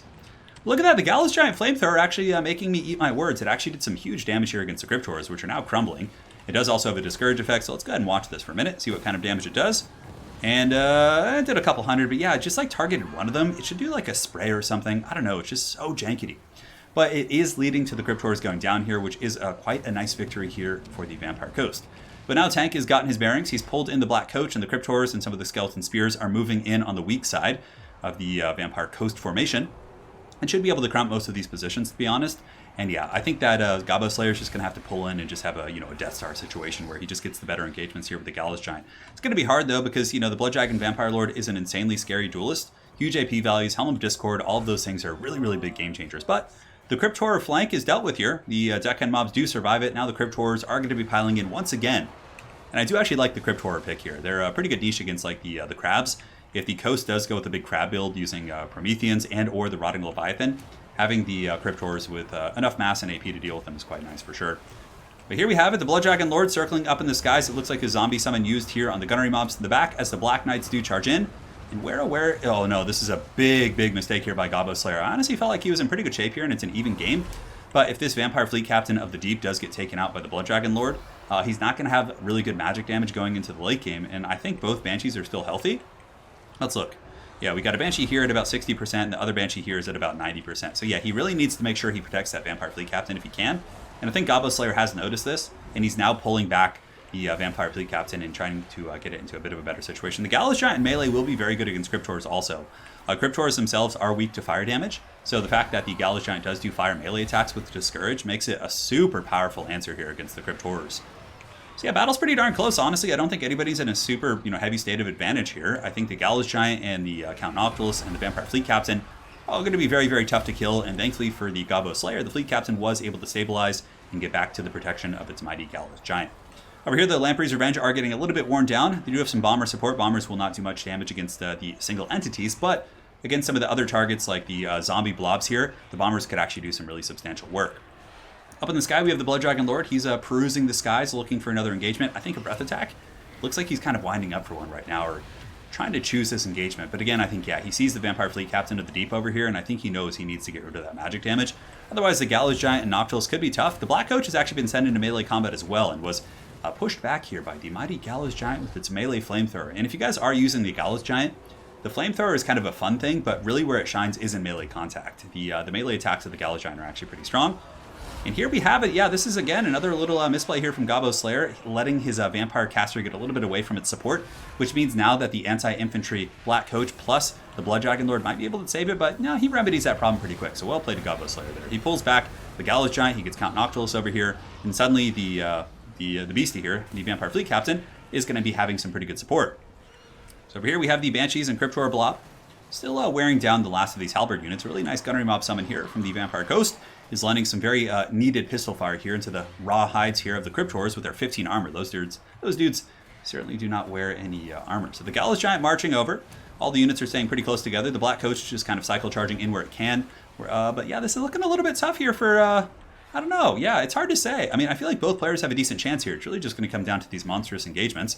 And the Black Coach getting another roasting here from the Gallows Giant, it looks like. And the Bomber is actually being sent into melee combat, maybe to pin in the Black Coach, which is pretty close to crumbling. It's at 17 leadership right now. It's kind of getting to the danger zone. But the Vampire Coast has a substantial pocket of strength here. It looks like an Invocation of Nehek may have gone off there. Yes, it did. And it might actually resurrect the one missing model here from the Lamprey's Revenge, which are just such a tanky beefcake unit. Tank's going to be coming in with the Blood Dragon Vampire Lord swooping in once again on the Gallows Giant. And the Spiteful Shot needs to be saved for the fourth quarter to help with those Banshees, because you can see the Banshees took almost no damage in this prolonged fighting. Tank still does have the Cryptors and the Black Coach and a lot of chaff units to kind of support with, but I think the Vampire... Oh no! This is not good for Tank. He gets a little bit trapped up here and takes a ton of damage on the Blood Dragon Lord. And taking probably over 1,000 damage in that engagement. Lamprey's Revenge doing great work, and it looks like Count Noctilus was able to get his poking stick and do some really, really good work. And remember, as far as this matchup goes, Tank did pick the Vampire Counts into the coast. Oh, look at the Flamethrower actually taking out a Cryptor, perhaps? Yeah, it looks like it does take out one and may lead them to crumbling. They're now at 20 leadership. But again, this is where the Banshees shine. So I think Tank is probably going to be much more conservative here with his Blood Dragon Lord. Oh, the Spiteful Shot is used on the Giant Colossus, so now this bad boy does do magic damage. So Tank immediately grabs those Banshees, and you can see they're being given attack orders to try and run away here. But the Gallows Giant, if it can chase them down, it could really wreck them. And you can see the damage coming on the Banshees is certainly not bad. But the Gallows Giant is not the most accurate lad at picking its ground engagements. One of the Banshees here is getting a little bit low. Gallows Giant doing its best, turning around now. And I think it's going to be going after this Banshee. It's a little bit hard to tell. It's a shame that the Gallows Giant just has such like awkward attack animations. Like it can't... Oh man, look at that. It chokes like 30% off that Banshee right there. The Spiteful Shot meta. Incredibly awesome stuff. So that Banshee going down, quite a punishing play here. It looks like it is in critical binding. It's going to be maybe disintegrating soon. Yeah, you can see taunts on it as well, lowering its melee defense. And I think that Banshee is going to be going down for the count. The Blood Dragon Lord up in the sky getting a little bit desperate. Having a hard time cracking the crabs, the giant, the two powerful characters here for the Vampire Coast. And it looks like the Gabo Slayer might have a very, very impressive victory here over the dreaded double Banshee, which has certainly been very meta here. Although it's hard to say. I mean, Tank could pull it back for sure with a couple good gooning attempts with the Blood Dragon Lord. Heart Piercing was activated there, and it looks like he did get some decent damage in. This Banshee, though, is crumbling. Only has 700 HP. -6 leadership. It is going down. I don't think it's going to last too much longer. Cryptors are also crumbling. The Black Coach is in decent leadership. Sitting at about 32, so that bad boy might come back and actually be functional, but we'll see. And now the Gallows Giant able to get one last blow here on the Banshee as it does flee for the hills. Tank is going to be trying to run away with that Banshee and try and stabilize its leadership, even using an Invocation of Nehek, which is a very valuable play because that means it's not going to be on the dragon himself, which of course is an absolute powerhouse. So here with the Invocation of Nehek, the Banshee does stabilize, and you can see the Flamethrower actually being used on the Blood Dragon Lord, which is pretty memey for sure. I just don't think Tank can win this. Like, I think the Gallows Giant and Noctilus are going to be such a pain to kill, and there's also a Vampire Fleet Captain and a couple Crabos left, although the Crabs are getting very low. There's only 5 left, I suppose. And the Blood Dragon Lord going in for the kill, trying to swoop in on that magic imbuing Vampire Fleet Captain. And I have to say, I'm really impressed with Gabo Slayer's selection there of that Spiteful Shot. That was a really big brain play for sure. And here the Vampire Fleet Captain of the Deep is going to be running for the hills, pulling back. And yeah, now we have the Blood Dragon Lord getting back up in the air. And the vampires, what do they have on the ground? They have a couple of zombies, they have some Cryptors. This Banshee, of course, is still doing its thing. And I don't know, the other Banshee is still okay. I mean, maybe, just maybe Tank can pull this back. It's just such a wild game, honestly. Incredibly close. Balance of power, I suppose, is indicative that there's one player in a bit of a favorable position here, but I still do think that the Vampire Coast is in a little bit more of a dominant position. I guess if he doesn't have any more Winds of Magic for the Spiteful Shot, there's a chance that, you know, he might not be able to get the Spiteful Shot off and actually deal with the Banshees effectively. And you know what, guys? Tank might be pulling this one back. The double Banshees on the ground are roasting Count Noctilus. Now, is the Spiteful Shot activated? It does not look like it's on right now. The Gallows Giant trying to roast some of those Banshee ladies down on the ground, and these zombies have been used to give some chaff support here to the Banshees and the other ground units. The Blood Dragon Lord swooping back in, and Tank is pulling his way back into this game. My goodness, that's insane. Certainly Tank is a very proven tournament player, so if anyone can scrap back a game like this, he certainly can. But if he loses this Blood Dragon Lord here, it looks like it might get roasted as it does run away. The Gallows Giant, of course, not the most accurate of lads. Bunsky, thank you so much. When is your Mullet's birthday? That would have been last Thursday. So I don't know what the date was, but it was 2 days before Ever Chosen. So that was the birthday of the Mullet. Thank you so much, Bunsky, for the donation. I do really appreciate that. Yeah, it's a close game still. The Black Coach is critical binding. I mean, pretty much one slip up from Tank and the game's over, but he's just like a surgeon with a surgical knife here, going after these like isolated targets. It looks like the Vampire Fleet Captain is going to be crumbling down here. The Blood Dragon Lord hits like an absolute truck. Count Noctilus has been able to heal, and the Gallows Giant is starting to get danger low, and guys, it looks like Tank might pull this one back. The Banshees will be disappearing here in a second. Not the Banshees, the zombies, excuse me. The Banshees are certainly here to stay. The Spiteful Shot was used one last time here on the Gallows Giant to try and give him some magic damage, but yeah, he gets the Banshees pretty good. Yep, he slaps those Banshees pretty hard, and it looks like this is a deckhand mob summon, so both players are just kind of alternating between the summons here, which is quite hilarious. Black Coach coming in for the rear charge does run over Count Noctilus once again, and is the Gallows Giant going to be able to get one more Spiteful Shot off attack on the Banshees? He really needs to, or else the game's pretty much over, I think, for the Vampire Coast. And it looks like the Flamethrower attack might have missed there, as the big old Blood Dragon Lord does swoop in, feigns an attack, but you can see the Gallows Giant does fall. So now what do we have here? We have Count Noctilus versus the world. And there is no way on earth Count Noctilus is going to be able to defeat the two Banshees. They will easily deal with him. He doesn't do magic damage directly. He, of course, has Wraithstorm, but I don't think that's going to be enough. Man, what a comeback by Tank. That is insane. The Gallows Giant, you know, he tried his best, and I really liked Gobbo Slayer's build. I think it was a really close game, and honestly, a couple of different attack orders, and either player, you know, could have won this game. I mean, Count Noctilus has a glimmer of hope, I suppose, because one of the Banshees is crumbling, which is big. If Noctilus does have a summon in his back pocket, for example, and he's able to drop it here and, you know, give him some support and buffering, maybe. But in this case, yeah, Helm of Discord is activated. His melee defense is going to be in the pits. And he does kill one of the Banshees, and the other one is actually going as well. So both Banshees will be disappearing here. But Tank pulls out the victory. My goodness. That was insane. That was insane. Very well played. So Tank is going to be taking over the King of the Hill spot. So let's go ahead and update this. We'll just leave it as it is. And next up, we have Stormrunner.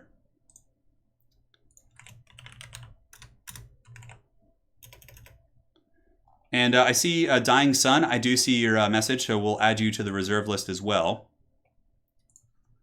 in case it goes that long. Cool. So let's go ahead and make Tank's name a little bit bigger there. Well played, man. That was a scrappy comeback. Noctilus on foot. Yeah, he's a beast for sure, but the Black Coach is bonus for his infantry. The Blood Dragon cycle charging is just too much. Well played, damn. Well, it's hard to smash them with slow units. You almost had me with that last one. He says, yeah, they're just talking about the match. The pesky Banshees are always the curse. Yeah, they're really tough. So the next map here, let's go ahead and have Stormrunner. Please join the lobby, if you could. No, we don't need to put on unit caps. Can't hear in a moment. I don't know what map to put them on. I'll put them on the chillest of flows. Is Chill Flow a good map? I can't remember. So yeah, you need to switch to the other side, Stormrunner, if you don't mind. You can do Sword of Torgald. Although Sword of Torgald apparently has been having issues with like crashing and stuff, so we'll do Sports Often. Yeah, nice vampire count map. Cool. Very good. So the battle's underway. Map is set. Thank you guys all for joining on today's stream. Having an absolute blast. So Inhesh says 90k sub. I sub to you when 7,000. Yeah, it's been a while, man. Thanks for sticking around that long. Yeah. So to join the tournaments, you just need to be in my multiplayer Discord, and when I announce it, you need to be one of the first 10 people to join, to put your name in with text. That's pretty much it. Hey, Ravazar, I'm glad you enjoyed the Ever Chosen. It was a very fun tournament. What a mulleted trooper. Yeah, we are. We're doing it. We're doing it.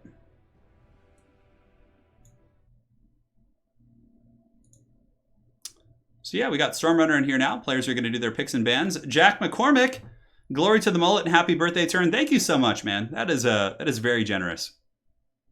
Happy birthday indeed. Feels like my birthday every day because of how generous you guys are, for sure. It does. So players are doing their picks now. It's going to be Tank on Chaos and Stormrunner on Dark Elves. Always a pretty classic matchup. Shaggots against Malekith. Scourge under Chariots. I subbed like 3 weeks ago. Benjamin Kingsley, hey man. Pleasure to have you here. So yeah, it's going to be Chaos against Dark Elves, yeah. Tank, I think Tank's main factions are Chaos. Vampire counts as his best faction.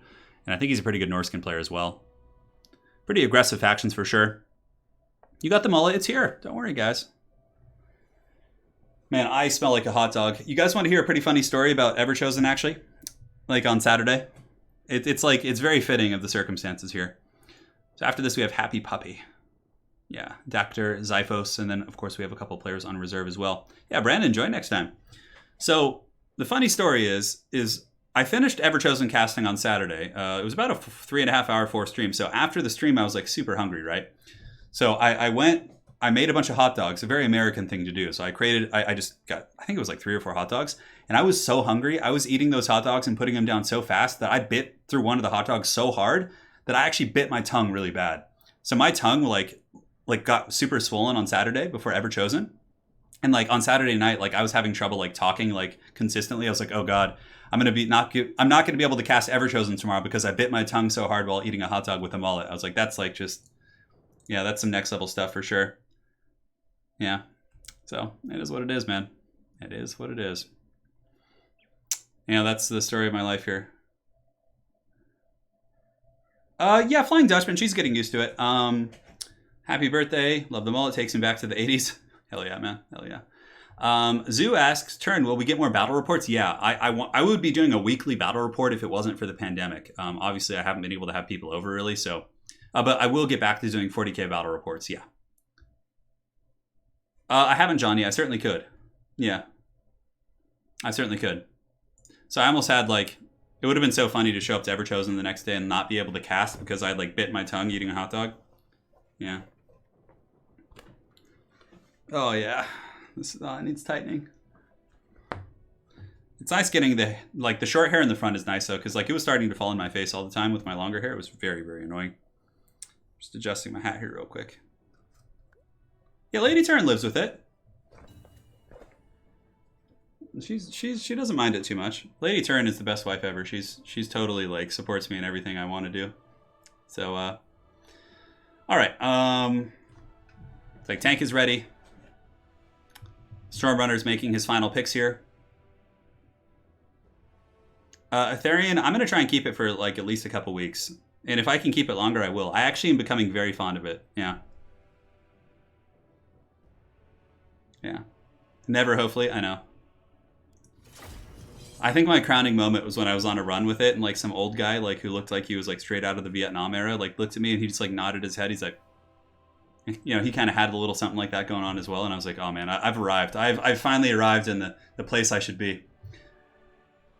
Yeah, Lady Turin could grow one. Yeah, she could. I actually mentioned it last night. We were laying in bed together, getting ready for bed, and I was like, you know, you should grow one of these too. Like, she wouldn't have to grow one. She could get one right now. She would just have to trim the front very short and then like leave her hair long in the back. She could do it. Yeah, Lady Turin, unfortunately, she would come and chat with you guys, but she's actually working right now, and she also broke her foot. She was in the backyard and kind of tripped and had a couple fractures on her foot, so she's getting better from that. We went to the doctors and everything, so yeah. Teddy D, thank you, man. That's a really generous compliment considering how awesome the creators are in this community. Thank you, my dude. All right, boom. There we go. It's good to me. Dread Sarian, it's okay, man. It's not for everyone. I completely respect that.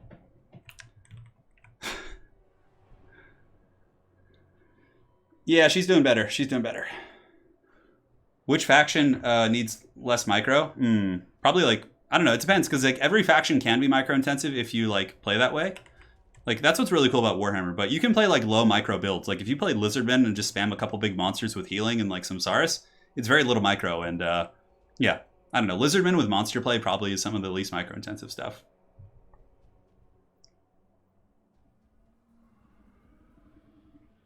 And here we are, my friends. We're in the glorious battle.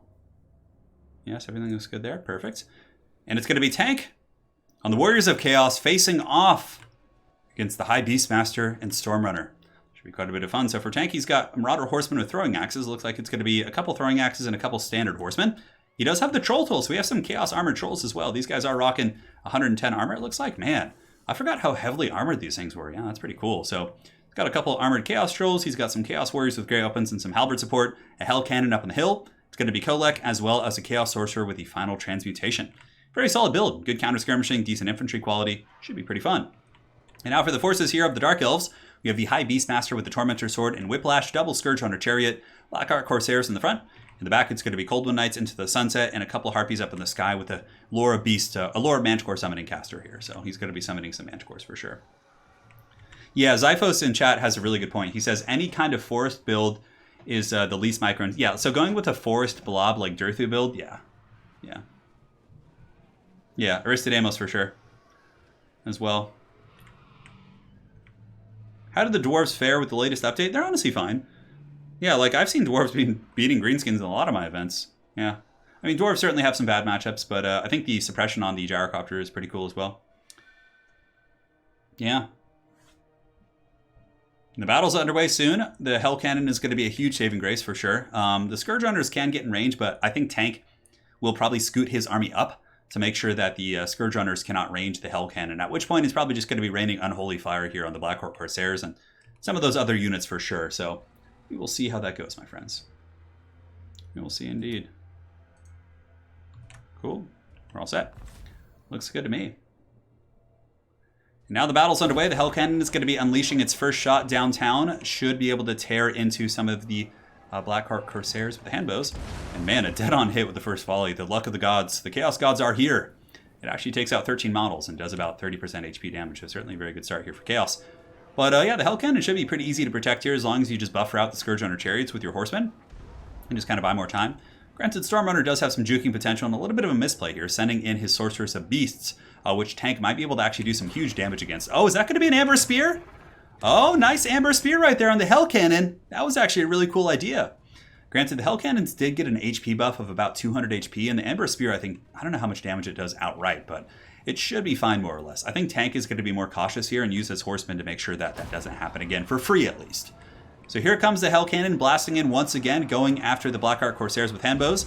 And a boom, right in the face of that Blackheart Corsair. Those guys are certainly not enjoying their lives. Some of the Chaos Marauders are going to be scooting forward, trying to waste the ammunition. Now, Scourge Runners are shooting, but the Scourge Runners are shooting at some of the, probably not the better targets. They are going after the Chaos Marauders here, which they want to be using their ammo on the Trolls and or the Hell Cannon or Kolek Sun Eater. So we certainly got to be careful with that. And it looks like Stormrunner is going to be sending back the Harpies, which are just being massacred by the Marauder Horsemen. They're able to kind of sit under it, get really good arcs of fire, and even if they do land on the Hell Cannon, which it looks like that's his intent, Kolek is going to be able to tear route them and just monster mash them in a matter of seconds. So Tank a little bit of a misplay here in the front, sending forward his Armored Chaos Trolls. Granted, maybe he thinks that the armor is going to be efficient at absorbing the Corsairs, which it indeed will be. So I don't know if this is intentional or not, hard to see.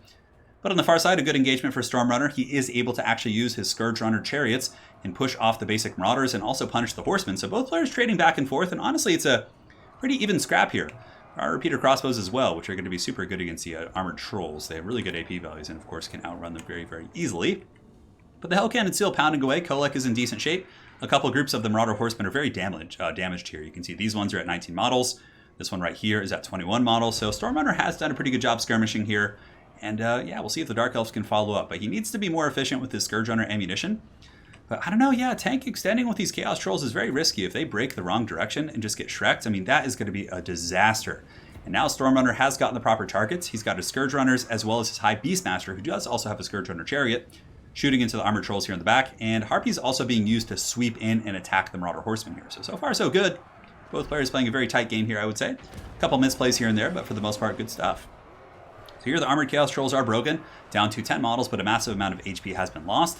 And I think Stormrunner, who does of course have massive battlefield control with his mobile army here, should be able to chase off those Trolls, and they should be a non-factor from here on out. In the back, Coldwind Knights were able to catch some of the Marauders of Tank and actually take them out, and I think Stormrunner might actually be in a slight state of advantage. Granted, there's not too much in his army. I mean, yeah, I guess he's got answers for Kolek. He's got the repeater crossbows, and yeah, Kolek's trying to body block for sure. He's trying to block the amber bows or the amber spears and things like that, but it's not going to be quite enough. Soul of Damnation shooting still. I think one more amber spear might be able to take it out or at least break the model. A little bit hard to say. We have a big old ugly blob fight here too, with Flock of Doom being overcasted, but the Chaos Warriors with halberds and the second group of armored Chaos Trolls have actually engaged against Scourge Runners, so I think that Storm Runner definitely needs to pull back here, get these Scourge Runners away from this fight, because that is most certainly a losing situation. So, I don't think we've seen too many Manticore summons yet. It looks like he's been using Amber Spear, so yeah, he does still have Manticore summons in the back pocket, which if he's effective with his Winds of Magic management, we should be able to see that in the late game. Also back here, guys, a big play coming in. We do have the Cold One Knights charging into Marauders, and Marauders, of course, have terrible AP, so they're not going to be able to hurt too bad. And the Crows of Cain from Stormrunner are coming in as well, so really good Alpha Strike here in the back. Should be able to easily peel these guys off, and then from there, the Soul of Damnation should fall. Kolek might be able to salvage it, but he's not going to be able to do it alone. He's going to need some Trolls or other units here to really peel. Otherwise, the Soul of Damnation will not be shooting for quite some time. The one thing that's also very strong about this Dark Elf build is the fact that the Scourge Runners are chariots. So they're going to be able to run through all the Chaos Infantry, assuming the monsters and the mass has been dealt with. And decent ammo here on these Dark Riders, decent ammo on these ones, certainly not empty yet. So he's going to need to use those to take out Kolek. Kolek is going to be a raid boss for sure. I mean, the High Beastmaster, I guess, does have the anti-large ballista, but yeah, not too much in the form of, like, melee anti-large. And it looks like the Hell Cannon was somehow saved there. I'm very impressed by that. Looks like the Armored Trolls were able to come back and kind of liberate that situation. And the Cold One Knights were pushed back, but they're still somewhat healthy. 25 models here. And yeah, we have a really, really close game on our hands. Some delicious water right there. Certainly could go either way, but Kolek is going to be a big factor. Kolek can single-handedly deal with all these chariots. Now, if Stormrunner is saving some Manticore summons for the back pocket, and look at that Soul of Damnation with its, like, heat-seeking missile attacks. It's so freaking hilarious, but yeah, here comes Tank. Charging in, going after the Blackheart Corsairs, Scourge Runners using the last of their precious ammunition. So now there's not too much anti-large to deal with Kolek, really. Just the Repeater Crossbows, who again, should be putting all of their firepower into Kolek. Like, the other stuff can all be killed by the Chariots and Corsairs and the Cold One Knights, but Kolek is like, he's just going to be a raid boss. You can see he's just like marching around and just causing a ton of problems here and just crumping these Scourge Runners. Yeah, this mighty Dragon Ogre Shaggoth getting a little bit of a Chaos Troll support. It's really cool to see Chaos Trolls and Trolls making a comeback. Even not just Trolls for, like, Greenskins, right? I feel like I've been seeing them in a ton of matchups, which is very encouraging. I always thought they were a cool unit. So, Hell Cannon blasting into the Dark Riders as they do unleash on Kolek. Stormrunner making some good targeting there, in my opinion. The High Beastmaster is engaged as well, trying to run through some of these halberds, but he has been paying the Troll toll a little bit. And Hell Cannon is holding on. You have to remember Hell Cannon crews are unbreakable, but I think there's only a couple Chaos Dwarves left. I don't know if there's actually going to be enough to kind of man the artillery piece itself. We still do have Cold One Knights too. Cold One Knights will be okay against Kolek with their anti-large, and it looks like now we're going to be getting Manticore summons in the fourth quarter, which is so strong. The Manticore summons diving in, terror routing off the Trolls who are not immune to psychology, breaking the halberds, and the supporting Marauder support here on the ground could be very, very good. He also has some Scourge Runners and Corsairs. He needs to get those guys back in business. But here comes the Manticore. I would imagine is probably going to go after the Metal Caster here. A Flock of Doom following up as well, which is really solid. Flock of Doom hitting all of these troops, and yeah, he's done a pretty good job managing his Winds of Magic, but it looks like Stormrunner is pulling ahead in this game. Tank is certainly on the ropes. Soul of Damnation is breaking down here, and now Kolek Suneater dropping the base and clubbing some of these Dark Riders very efficiently, but is Kolek going to be able to carry this game is the question. The Trolls, if they break and run, that's going to be a big problem. Any number of the Dark Elf mobile assets can chase him off. But ammunition is quite low here. Thankfully, he does have the Corsairs to put some fire into Kolek. The Manticore has not yet terror-routed the Chaos Trolls, who seem to be holding on pretty firm here. Of course, they do not have the Blackwork Big Boss or anything like that to make them immune to psychology, so that's that. And no, I do not use any mods. No, we are using the vanilla experience, which I actually prefer. Oh man, and Kolek coming in and dropping a steel chair on that High Beastmaster. Man, he got to watch out. He probably does have the Tormentor Sword for sure, but I don't know if it's off cooldown right now. But yeah, this is hard for Tank. All of his army more or less is broken. The Chaos Trolls are broken, and if Stormrunner is really paying attention here, he should be able to get his Cold One Knights and his other troops to chase them down. And then the only thing that the Forces of Chaos are going to have left is going to be Kolek Suneater. So he needs to make sure to chase off the Trolls. That is like the lifeline here for the Warriors of Chaos. And he's doing a really good job, honestly. Stormrunner is playing an amazing game. He's got his Lord here chasing off the, or not his Lord, but his Caster chasing off the Metal Sorcerer. The Trolls are being chased down by Cold One Knights. And he basically sacrifices some Dark Riders just to occupy Kolek for a period of time. So from here, I mean, Kolek could win the game still. I mean, this whole Dark Elf army is super, super beat up. Like, really, really in tatters. Oh no, but the Trolls rally on the edge of the map. That is a disaster. And that could actually give Tank the game back. Like, those trolls needed to be chased off. And now we have 11 and 9 trolls. We have 20 trolls coming back. I think that... but the Cold Knights do get a good charge. Harpies charging at the back as well. Like, everything's being thrown here. But those trolls coming back, I think single-handedly just won Chaos the game. Like, I really think that Tank was on the ropes and the Dark Elves were getting the good engagements. But with the Chaos trolls coming back in Standard High, yeah, they're here to stay now. The Dark Elf force is not going to have enough stopping power to deal with this. So if I had to like criticize, like, I mean, obviously not criticize, but yeah. And you can see here Kolek just getting crushing blows here on the side Beastmaster. Oh my god, just getting clobbered by that anti-large hammer. I think Stormrunner played a super good game, but the one thing I would probably say was his ammunition conservation. He needed to not be shooting Marauders with those Scourge Runners and like turn them off and just use them as chariots until you have a good target. It's a little bit more micro-intensive, but much of his ammunition was wasted on inefficient targets. But aside from that, he played a super good game. And man, Tank like looked like he was going to lose both of these last 2 games, but he is just scrapping back so incredibly hard. All right, let's do it. Well, Trolls, yeah, they rallied. There was stuff nearby, but I guess it wasn't close enough. Yeah, that was something. All right, so next up we have Happy Puppy. So let's get the happiest of puppies in here. You are up. Man, that was an insane game. The Trolls, I know. Because Kolek would have been surrounded and probably killed. And dragged down, or his leadership would have been broken. Yeah. That one rally, I know. They're both saying it. They both know. They both know. Oh, we already saw that map, which is fine. Down, down to Goblin Town. Down, down to Goblin Town. I think it's Inland is the good one. No, it's Inland is not the good one. I think it's North. Yeah, this map seems fine. Tarantula Coast North. Yeah, man. That was something. So now the mighty Tank awaits atop his throne of skulls, the Chaos God smiling with him. As we load in.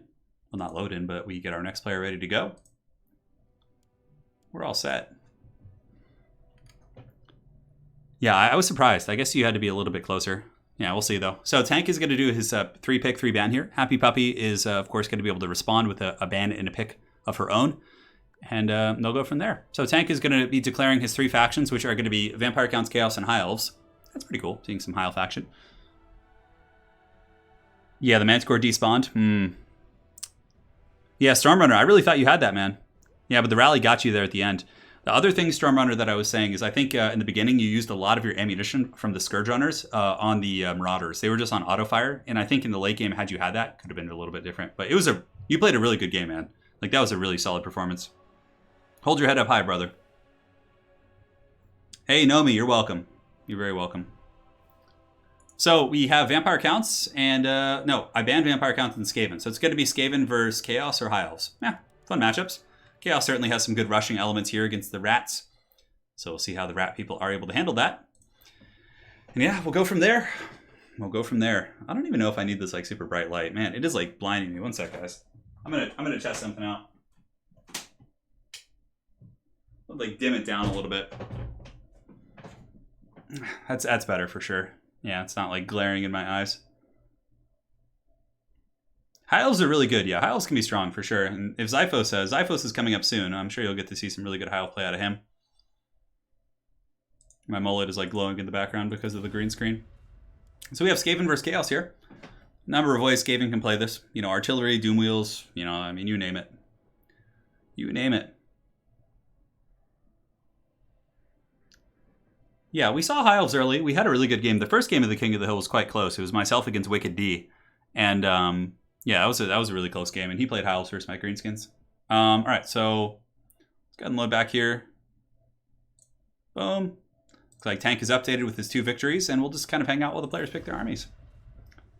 Turin, when Game 3 comes out, do you think Warriors will get their Demonic Brethren? I don't think so. I think they might get like a taste of it. But I think Warriors of Chaos will probably stay like different.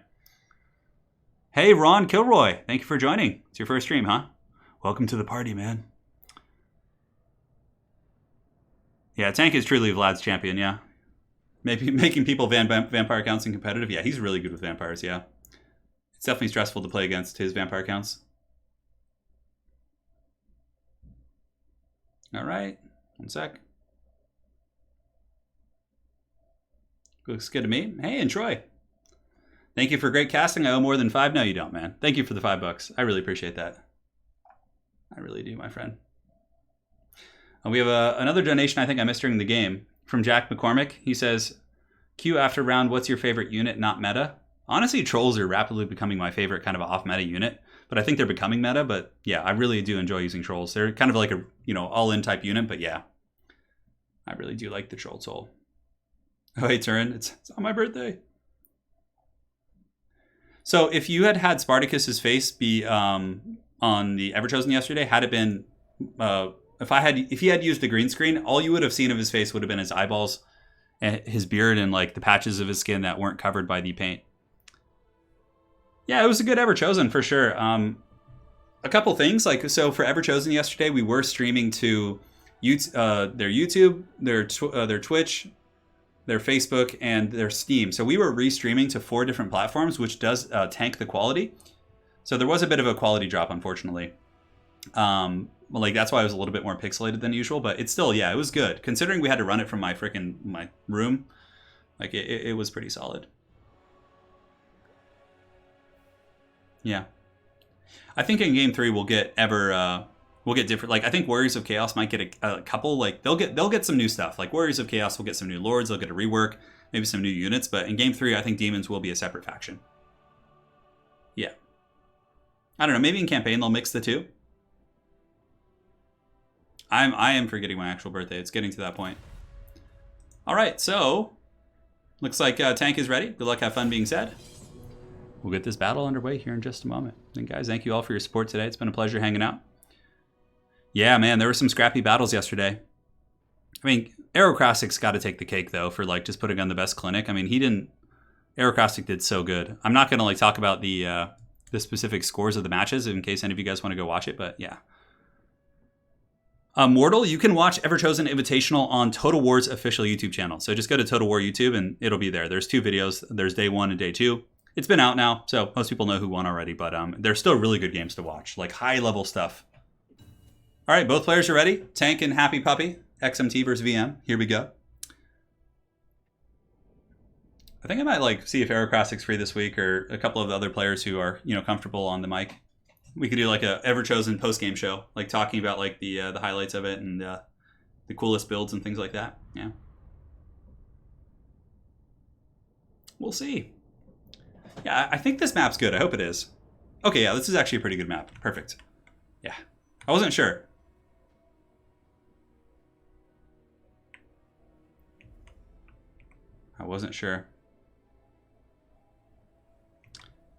Is Chaos Tank's main faction? He plays Chaos and he plays Counts. He likes to play a lot of the the factions that are a little bit left in the wayside there.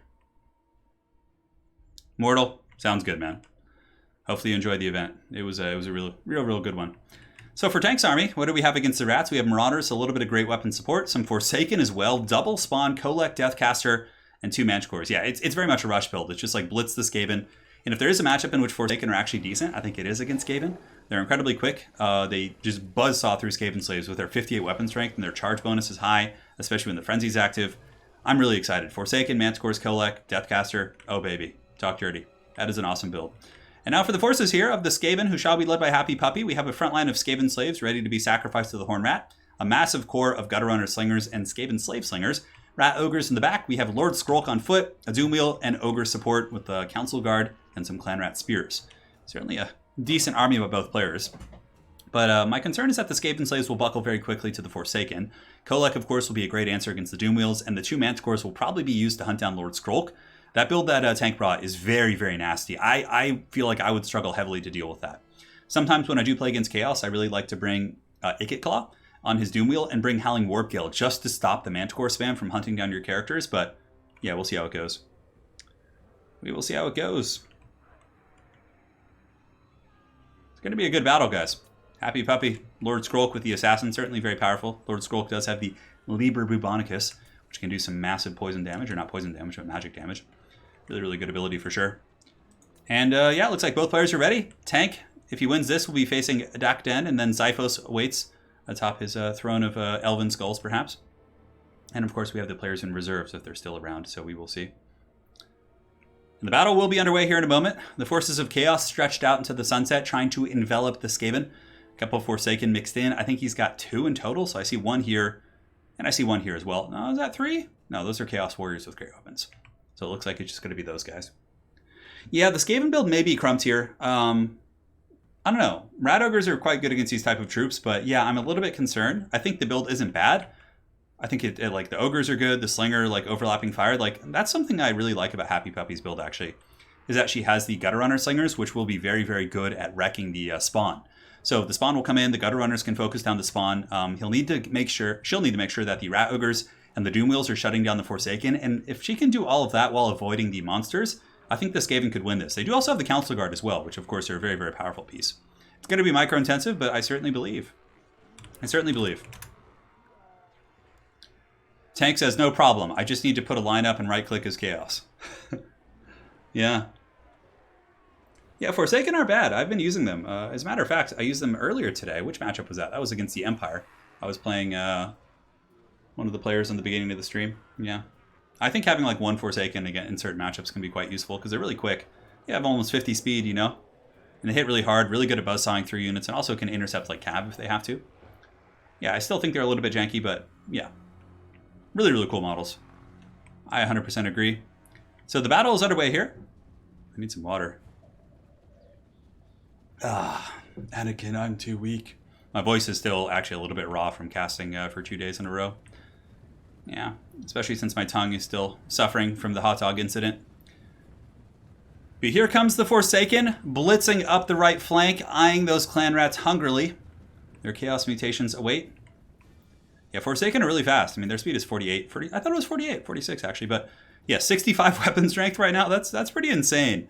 And on top of that, a charge bonus of almost 40, which is pretty much equal to like questing knights and, you know, a lot of different cav units and things like that. So let's go ahead and do this. Sorry about that, guys. Perfect. And the Forsaken are going to be charging in. Should make pretty quick work here of these clan rats. You'll see the initial shock damage will be quite devastating. So 7,200 HP. If they do have the correct charge order, which I think they do. Good night, sweet clan rats. You will be missed. Forsaken are coming in, but a very appropriate play here as Flying Puppy, Happy Puppy does send the Rat Ogres over, and Rat Ogres will make very quick work of the low melee defense of Forsaken. That was a really good reaction there. In the front line, Spawn have come in here with the Marauders, and the Slingers are taking them apart. And honestly, Happy Puppy playing a very solid engagement game and targeting game so far. The Spawn are going down very quickly. The Forsaken will lose to the Rat Ogres. And over here we have pretty much the same situation, but now it gets a little bit scary. The Manticores are going to be just explicitly gooning Skrulk this entire game. He's going to be getting hunted. Granted, if Skrulk Daddy can get some Rat Ogres and the Assassin to help kind of rampage that Manticore and peel it off, that could be very strong for sure. Yeah, look at this Happy Puppy using the Doom Wheel pretty well here on the flank, running over the Forsaken and winning that flank engagement very, very heavily. Could collapse inward now, and Lord Skrulk is going to be dropping some summons as the spawn for the Warriors of Chaos do start to take some massive damage. Plague Monks, of course, will lend some decent DPS here. Also, the Manticore has been rampaged in the worst possible place. Clan Rats and Council Guard are here, but Skrulk better watch out. Some of this massive Chaos bread buttering is coming as he's got Star Crusher, he's got Spawn, and Skrulk definitely needs to get some help here, or at least fall back into the Council Guard, but like this is really what Tank wants to do here. He just wants to like overwhelm this position and just beat down Lord Skrulk. But Skrulk is a slippery rat. Pretty high melee defense on Skrulk at 69, that's what she said. And Spirit Leech is active, and you can see Stand Your Ground being used by the rats as well. Assassin coming in might be able to save this situation, but yeah, Skrulk really needs some peeling here. Now, as far as the balance of power goes, Chaos was able to win this flank pretty heavily after losing this particular flank, and many of the Slingers have fallen back here, still lending their decent supporting fire here to some of the spawn. But yeah, protecting Skrulk against double Manticore is going to be hard. One Manticore is pushed back, though. Is Skrulk going to be able to survive the wrath of Kulak Suneater here with Star Crusher? That's going to be tough. It looks like he's kind of like hidden amongst the Ogres, which is good for him. Here on the far side, we have Ogres fighting the Spawn and some of the Chaos Marauders. And many of the Slingers have come back online. I definitely think going after the Chaos Feral Manticore could be quite a strong play, but Tank is now getting some of his Chaos Warriors back here to shut down those Skaven Slaves, which is quite scary. Skrulk is getting very low, though. Doom and Darkness also activated by the Deathcaster from Chaos, which is a very, very nasty play. The entire Skaven pocket here is going to be tanking. And this is so hard to protect Skrulk. I think that's why I like to bring Ikit so much in this matchup. He's much more tanky on his Doom Wheel, but Skrulk here is being pounded to dust, is currently shaken. Will be coming back from the Terror Route in just a moment. Might be able to rip off one more summon, but yeah, Skrulk, I don't think he's long for this earth. This poor little Plague Rat going to be punished here by the Chaos Gods for sure. 984, negative 13. It looks like a summon going off by Skrulk, but Skrulk does get punted before. Some of the Ogres coming in to try and save, which is good, and some of the Spheres helping as well. And honestly, it's a pretty close fight. Aside from the Skrulk situation, I mean, the Skaven are kiting back. They have some troops maybe coming back here. The Slingers have dealt with the spawn to a degree. There still are 10 spawn here and 10 here, which is quite strong. Hey, Archeon the Ever Chad! Thank you so much for the Blood God donation. The 20 bucks is much appreciated, my friend. And again, thank you for tuning in and thank you for your financial support. Really appreciate it. So here we have it, the Lord Skrulk man running for the hills, 266, a little Ogre support there as well, but I think Chaos is pulling ahead. I think that the beginning of the battle went quite well for the Skaven, but it's only a matter of time before Big Papa Kolek and those Manticores are able to get their Chaos clutches on Skrulk.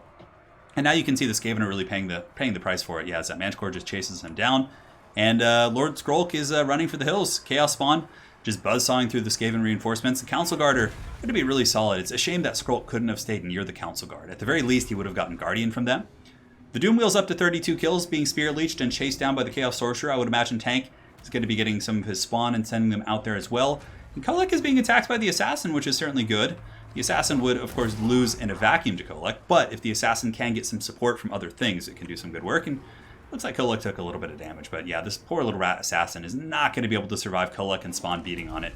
Yeah, there's a big blow right there, but the Council Guard are coming in. There might still be a hope for the Skaven, 86 Council Guard, and there's not too much left here for the Warriors of Chaos that are great against Council Guard, but I think the spawn and just kind of the sheer numbers might be able to win it. Hard to say. Kolek definitely blasting Skrulk into another dimension. And the Doom Wheel here actually doing a pretty good job fighting back against the Chaos Sorcerer, but it certainly needs to run as these mutated Chaos Spawn are now rushing in.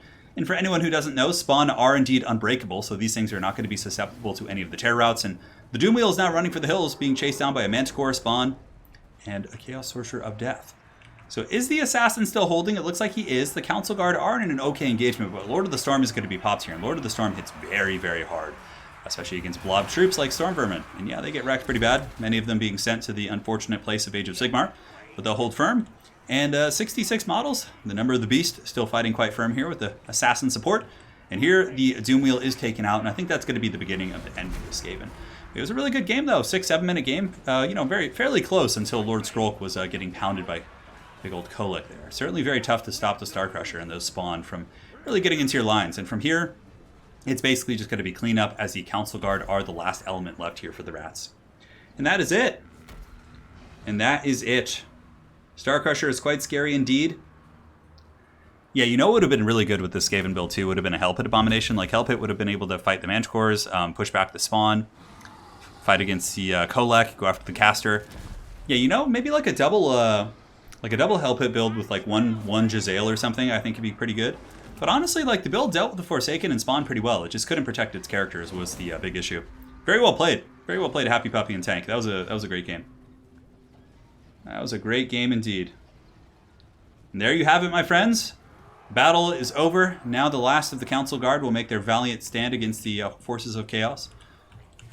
And these rats, it's pretty surprising that there's like unbreakable Skaven units. And yeah, the withdraw. It would probably take like another minute and a half to kill those, so thank you for doing that. All right, guys. Tank is, he's chasing my record here, guys. He's coming for the King of the Hill spot. He's coming for blood. Tank currently at 3. They say that a Xiphos can save us.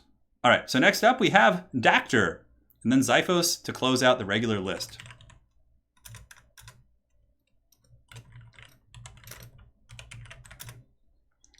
And here we have another reserve, which can be a move on the reserve list. Cool.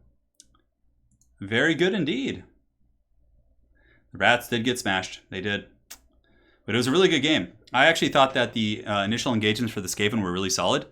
I think that the Rat Ogres on the Forsaken was really good. The Slingers focus firing the Spawn was really clever. It's just so hard to deal with those Manticore gooning attempts with Kolek. It's like, oh god. Yeah. Valiant Skaven, I know. It's a bit of an oxymoron. Well played. Happy Puppy says XMT Noob Gang. Shouting out to you guys in chat. Bye-bye. Farewell. Well played. And now we have Dactyr joining to fight against the mighty Tank, who's currently on a 3-run streak. I need one of you guys to beat Tank so I can win my King of the Hill. Someone's got to do it. I don't know who. It needs to be done here.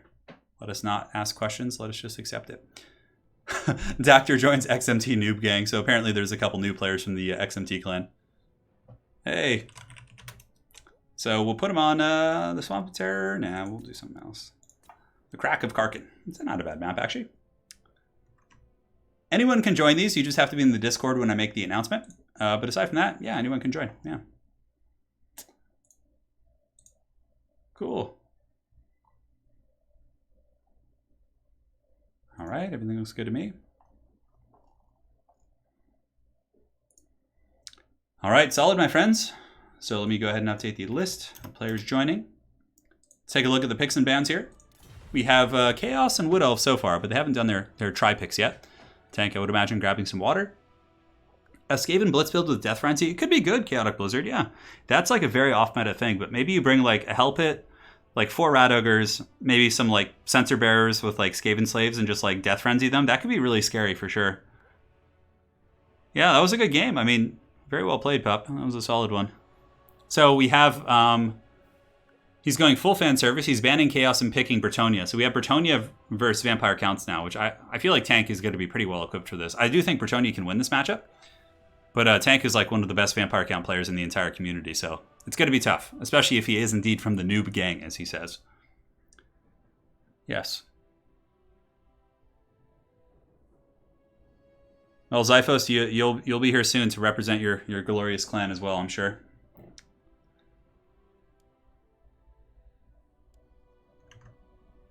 All right. Yeah, you know, I think what I would recommend, Pup, in that matchup. I played that matchup quite a bit. I think your build was solid. I would probably replace Skrulk. He's too easy for Chaos to snipe. I would replace Skrulk with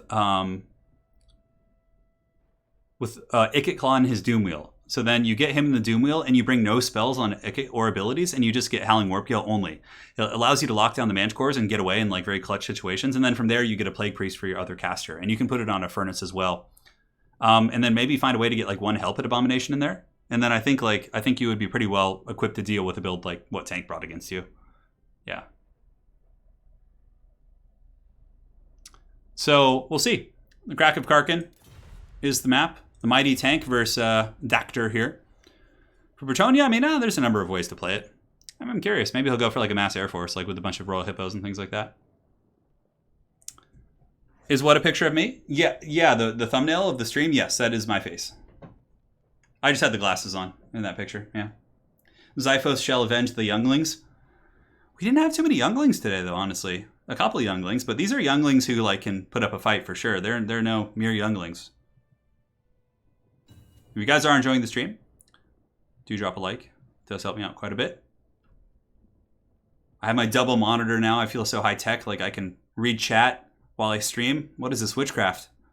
I mean, I used to have to look at my phone, which was like had a really small screen. They say that a hero can save us. Not gonna stand here and wait. So Tank is ready. I'm sure he has a preset build for this matchup. For Dactor, let's go ahead and see. Holy Romeo, how you doing, man? Hey, I'm glad you're enjoying. Yeah. These are fierce younglings. These are the younglings that fought back against Anakin. Yeah. Or maybe they're like the Jedi Padawans who like, you know, at least have some training. Wicked D, that's funny, dude. So Zarko says his favorite build against vampires is Alberic and 2 Royal Pegasus Knights. That could be fun. You gotta watch out though. Vampires can bring Storm of the Night. Tank will probably just go with a ground-based build. I don't know. He loves his dragon though. Now I understand why Italian Spartacus likes going bald. Well, Italian Spartacus still grows hair on his head, but it just doesn't grow on the top. If he were to like let his hair grow, it would just like grow on the sides, and it would basically become like a Friar Tuck. You know. All right, we look good. Everything's fine here. Perfect. Oh. Yeah, and Tank is going, oh my god, Tank, what a hero! So Tank is coming in with the Helman Gorst build. Helman Gorst, Winds of Death. Double White King. It looks like his main army is going to be a combination of Graveguard, Skeletons, and Zombies with some Blood Knight support. So it's going to be double Blood Knight, double Vargulf, Helman Gorst, and double White King. That is a build of builds. And I actually think it's going to be quite strong. But, you know, Dactor, if he is able to get his fire arrows on Helman Gorst, you could kill him quite quickly.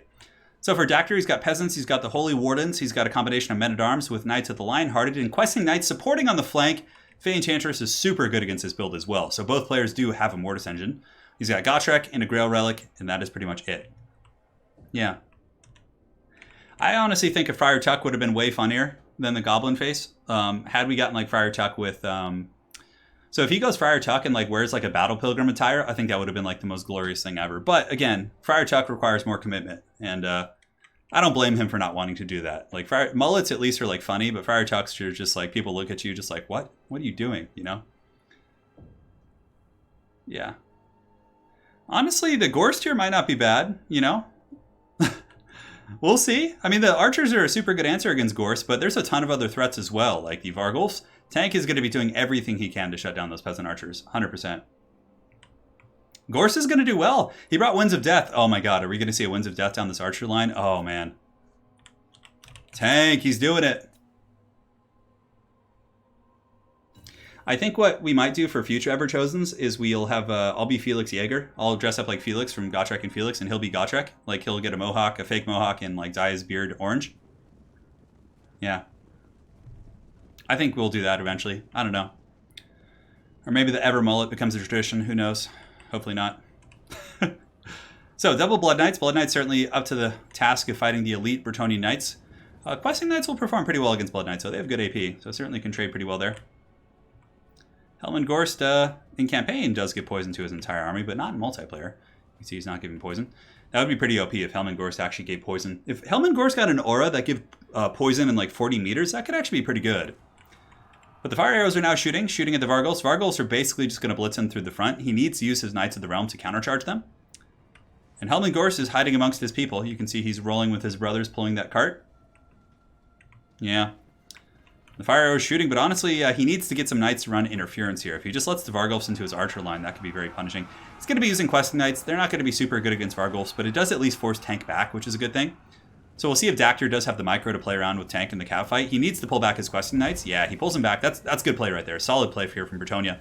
But look at the Scab Scraith. Oh my god, that does so much damage to those Peasant Bowmen. Nasty, nasty stuff. And here the Holy Wardens prepare for the charge. The Vargulfs are being peppered with fire arrows, which seems to be pretty effective. But now we have some of the Blood Knights actually charging right through the front line. So the Bretonnians need to countercharge these Blood Knights hard. Could be a bit of a bait. I don't think so, though. Those Peasant Bowmen certainly getting wrecked pretty hard.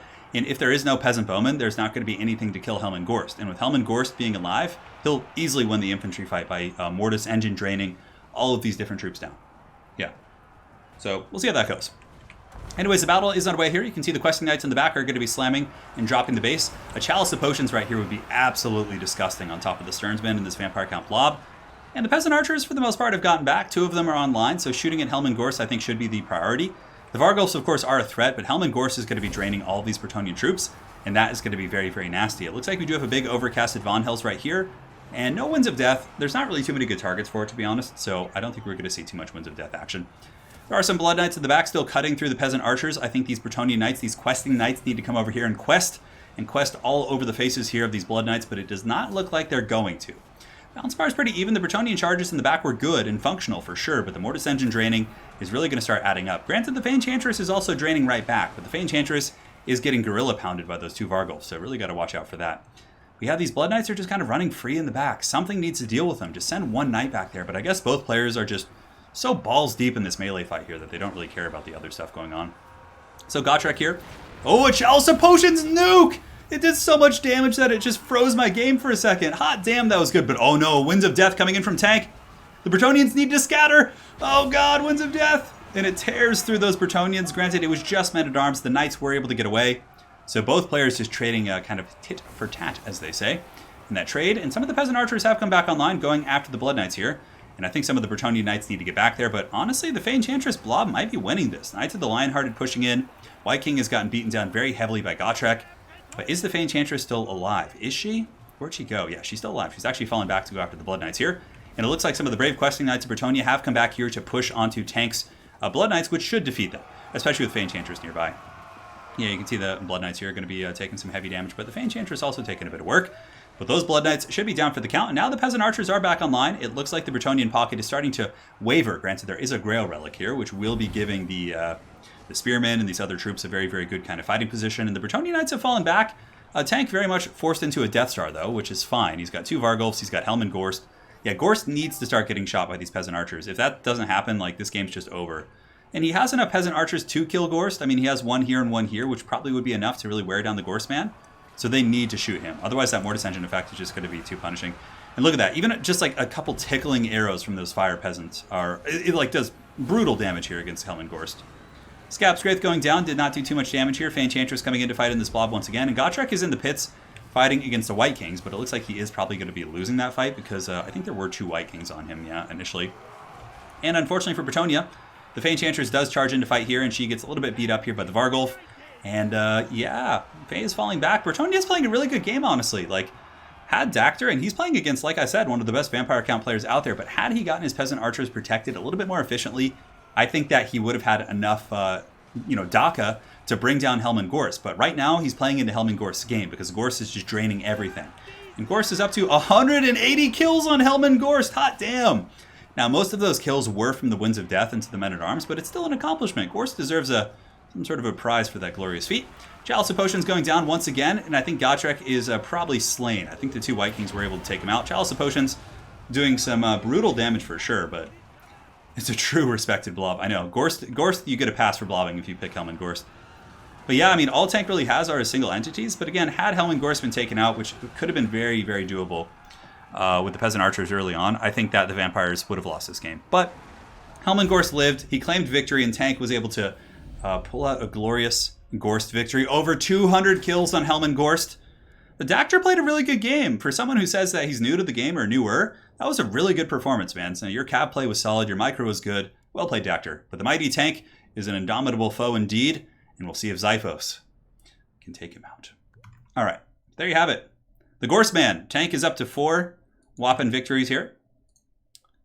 And now, Xiphos, I need you to win this, Xiphos, so I can try and maintain my lead here in this King of the Hill, if that's not too much of an issue for you. Cool. So, Xiphos, you're watching, you know. You know it to be true. All right. Cool, we've tagged him. He's on his way over. And for the next map, we'll pick something, a good map. Not the Essence of Chaos, that's cruelty towards elves. I always like that map a little bit. Let's see, Torgard, Tower of Hoeth. Tower of Hoeth is fine. Yeah, do that. Cool. Yeah, Mortis engines are strong for sure. I mean, Gorst, you saw like a one or two volleys from 3 Peasant Bowmen could have like wrecked Helm and Gorst. Like, it would have been brutal for him. Time to show your rage now, Xiphos. We have a good map. We're on Tower of Hoeth, man. Don't worry about it. You're fine. Few can defeat Helm and Gorst. I know, it's very true. It's very, very true. What's the record in King of the Hill? We've had like 9 or 10 on like streams way back in the day. Yeah. I mean, I think Falcon had that many. Arrow's done it before. Many of these guys have done it. Yeah. Xiphos, if you love the mullet, win. If you hate the mullet, lose. Xiphos loves it. He's already told me he did. He would never betray me. No, that wasn't, like, his build wasn't, like, abusive. Like, honestly, Helm and Gorst was a huge weak link. It just needed, the Peasant Archers needed to be protected better and then just, like, wasted Helm and Gorst. Like, that's what needed to happen. So now we're getting ready for our next match. Oh, I'm ready to feast. Xiphos is here on the Tower of Hoeth. On our reserves list, if you guys are still watching, we have Ice Power, Total War, Falcon, Dying Sun, and A-Move Hacker will be the challengers to see, because the last player on the list is technically Xiphos, so Xiphos can then play till he loses. If Tank wins, then he'll tie me, and then he'll have to play until he loses to try and beat my score. So, we'll see. Mortis Engine plus Winds of Death. Yeah, the Winds of Death was pretty cool. It was a style. Those were some style points for sure. All right. Got a little bit of a clan war here. We have VM versus ODM. Tank is going to go Vampire Counts, Chaos, and High Elves, and Xiphos will pick and ban here. King of the Dead did have a really good run. I think he won like 7 or 8, and then he lost, but like he still won the stream pretty hands down, yeah. And every King of the Hill is different too, because some King of the Hills you get a lot of newer players, so it's much easier for seasoned players to go on runs. But again, like some King of the Hills have higher levels of play, so it's kind of like comparing them isn't really like, you know, the best. Yes, ban one, pick one. So Xiphos, you will ban one of his 3 choices and pick one of your own, then he picks from his remaining 2. So basically you want to ban something that like you have a faction that doesn't want to play that and then is okay against the other two your opponent has chosen. It's kind of the jam. Oh man, I want some hot dogs so bad. Hang on, guys. I'll be right back in 1 second. I'm going to go check in with Lady Turin, make sure she doesn't need anything. Then we'll get...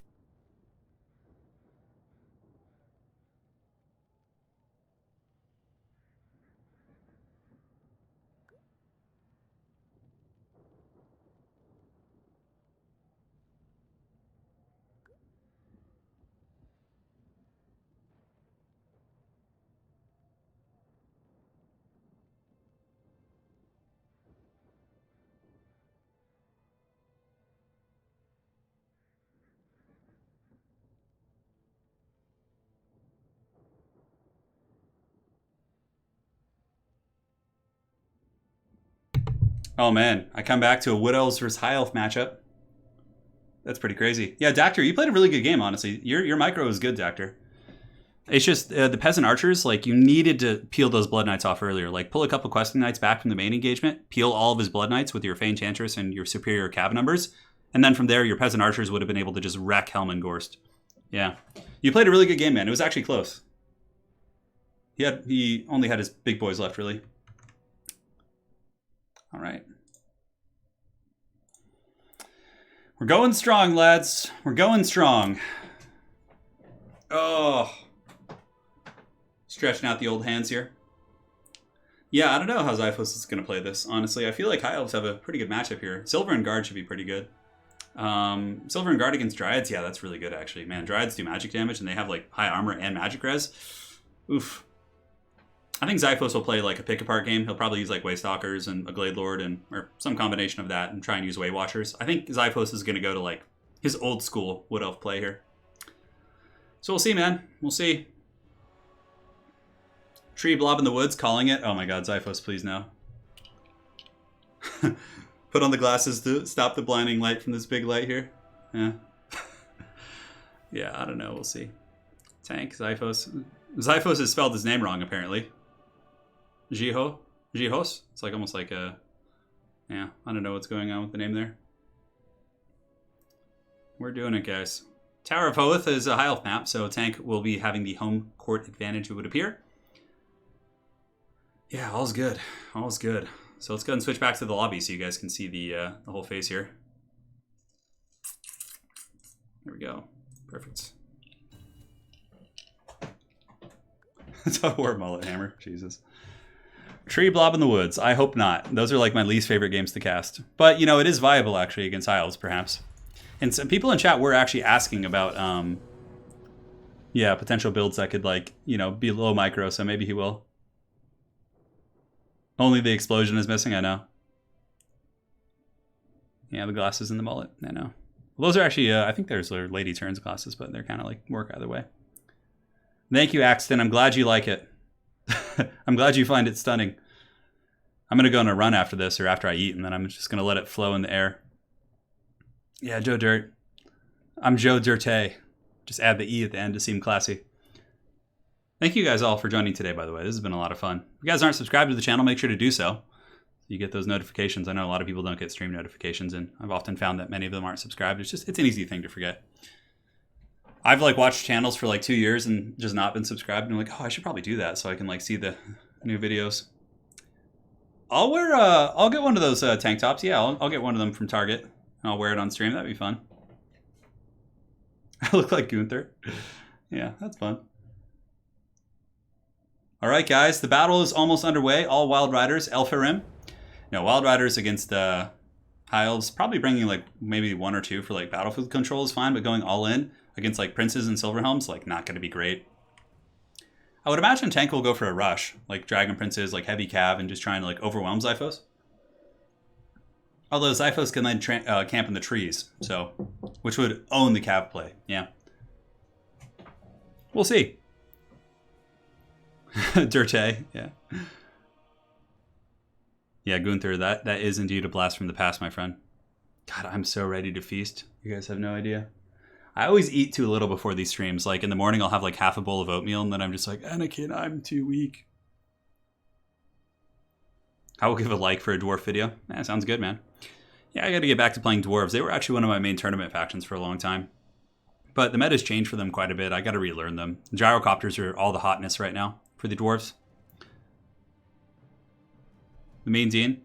How do you give donation? Mike, you can do it on Super Chat by clicking the little money sign below chat, or you can click the link to my PayPal, which is in the description of the stream. But honestly, don't feel pressure to, man. Just, yeah, that's how you do it, though. Ever wish you were so American? Let's see. Ever wish you were... I have no idea what you're talking about. All right. And here we go, guys. The battle is underway. Xiphos is not going to be camping in the trees. As a matter of fact, he's going with classic 101 Xiphos here, which is going to be Way Watchers, a Glade Lord with Prey of Anathrema, front line of Spears, War Dancers with Azrai Spears as well. Yeah, that's it, guys. That is it. So, Fee Tran says, I did manage to interrogate a Vampire Lord into my Eltharion campaign. They got wiped out before I got there. I hear the bonus was really great. Yeah, what is the bonus for that? What is the bonus for that? I'm quite curious. Yeah, anyways. So yeah, it's a classic Xiphos build. It's going to be Way Watchers. He's got a little bit of healing, of course, for his Wild Riders, and he does have the Sisters of Thorn for some free magic.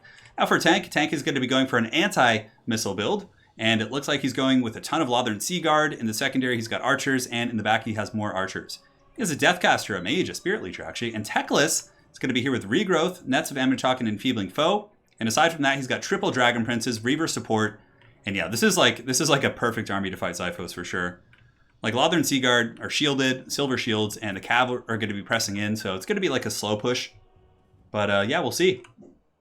We will see. So Gyrocopters have been good for a while. They got a bonus versus large buff a while back on the Brimstones, but more recently, Gyro Bombers now also have a suppression mechanic, so they slow things down when they shoot them, which is really good. Yeah, it's very much going to be a skirmish game. This is going to be like cat and mouse. Like whoever gets caught in a bad net first will probably lose, to be honest. Yeah. Tank says he's not super confident with High Elves, but that's okay. Yeah. Can somebody explain the staunch line of spears meme to me? What is that from? I saw that on Reddit, I think. Yeah. Yeah, I don't know. Maybe it was something. Deacon, perhaps so, my friend. Perhaps so. So the battle's underway. The heavy cav have always been a big issue for the Wood Elves. Like, for example, Dragon Princes can easily outclass the Wild Riders in combat. Granted, Tank is sending in some of his Reavers just to kind of do a little bit of scouting, some poke and stroke. But, you know, Xiphos is going to be able to pull back with the Way Watchers. And, yeah, he's really good at ammunition conservation. So if you guys are trying to conserve ammo, basically you want to make sure they're not on fire at will. And they just fire every time you give them an order. So you can really efficiently take out the targets you want. And the first Reavers are going to get wrecked pretty hard by the Way Watchers there. No surprises. Might even be breaking off the battlefield here. We will see. And now comes the Lothern Sea Guard and the Archers, trying to close the distance. But yeah, the Reavers have pretty much just been 100% shreked. And I mean, if the High Elves can, you know, waste out the ammo on inefficient targets, then the Dragon Princes and other troops should be able to perform pretty well. One concern I have for this High Elf army, though, is like it's not going to be super good against like Eternal Guard and things like that. We will see. We will see indeed. Yeah, Xiphos certainly is more experienced as an elf player. I think Tank mentioned that he's not super confident with High Elves, but of course he's going to be trying new things. No bias here, but if Xiphos does win this, and I get to maintain my top spot on this King of the Hill, which would be nice, but Xiphos still, of course, will have the opportunity to try and beat my record. So the Way Watcher is shooting into shielded Lothern Sea Guard, which is pretty good for Tank. You can see their ammunition is getting a little bit low, down to about, not low, but yeah, they've lost about 10-15% of ammunition, which is cool. So here comes the Way Watchers shooting once again into the shielded Lothern Sea Guard. I think Tank is doing this on purpose and leaving the Lothern Sea Guard there to just let the Silver Shields absorb that beating. I mean, a couple of Dragon Princes can hard carry this too. Even though they are Azrai Spears and Eternal Guard, they're all very lightly armored. So basically, like good cycle charging in the rear can really punish them quite badly. Now over here we have a very risky gambit here. I mean, the Glade Lord is juking ammo, but if Teclis were to come up and drop a net, that Glade Lord could get shreked really, really bad by all these archers. So that's something for sure to worry about. But as Xiphos is, you know, happily juking this, I think there's actually going to be a net here. Teclis is moving up. You can see the mighty Wizard Man himself is coming up to engage. Yeah, he's thinking about dropping a net. He wants it. He wants to tickle that pickle, but it looks like the Glade Lord is going to be falling back.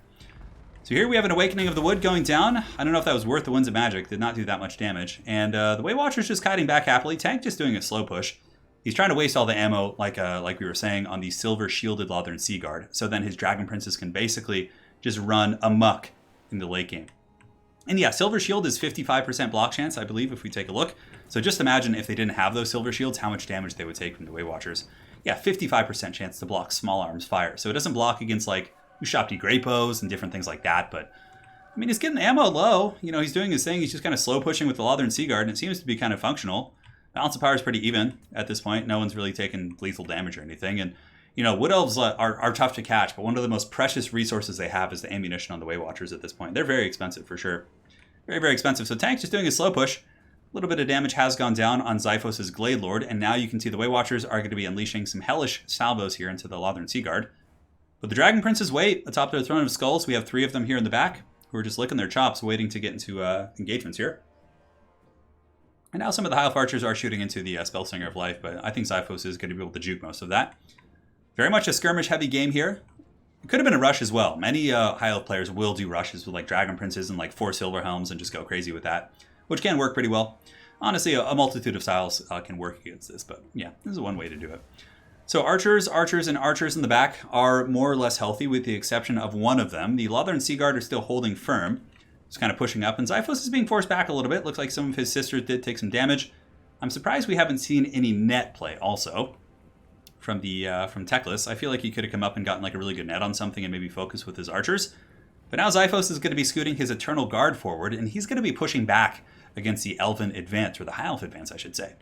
Over here we might have a Praevenoth Rayma going down. It looks like he is eyeing this Dragon Prince here, maybe just doing a little bit of skirmishing with his Glade Lord and the Sisters of Thorn. Yeah, having a couple Rangers in reserve here would have been really good. That's a very astute, solid observation there, Darko. The Awakening of the Wood is procced. The Eternal Guard are coming forward to do battle. Lothern Seaguard, of course, not terrible in combat. They are kind of like spearmen. But they're going to be running from the Eternal Guard. They're heavily outnumbered here and probably don't want to be fighting considering how beat up they are.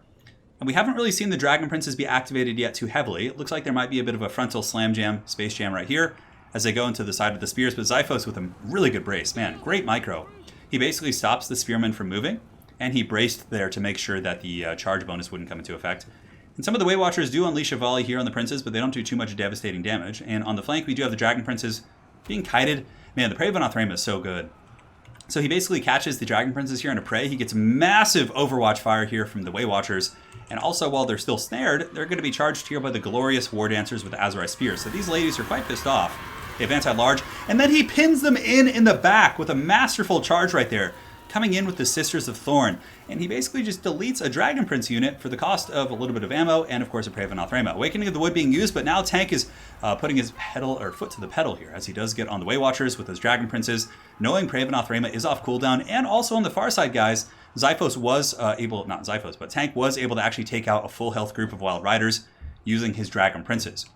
So honestly, a pretty balanced engagement back and forth. Both players are taking some heavy losses for sure. Wood Elves are a pretty tough faction to play. They're very micro-intensive. If you make like 1 or 2 mistakes, you just lose the game. Unless you just play like Tree Death Stars and things like that.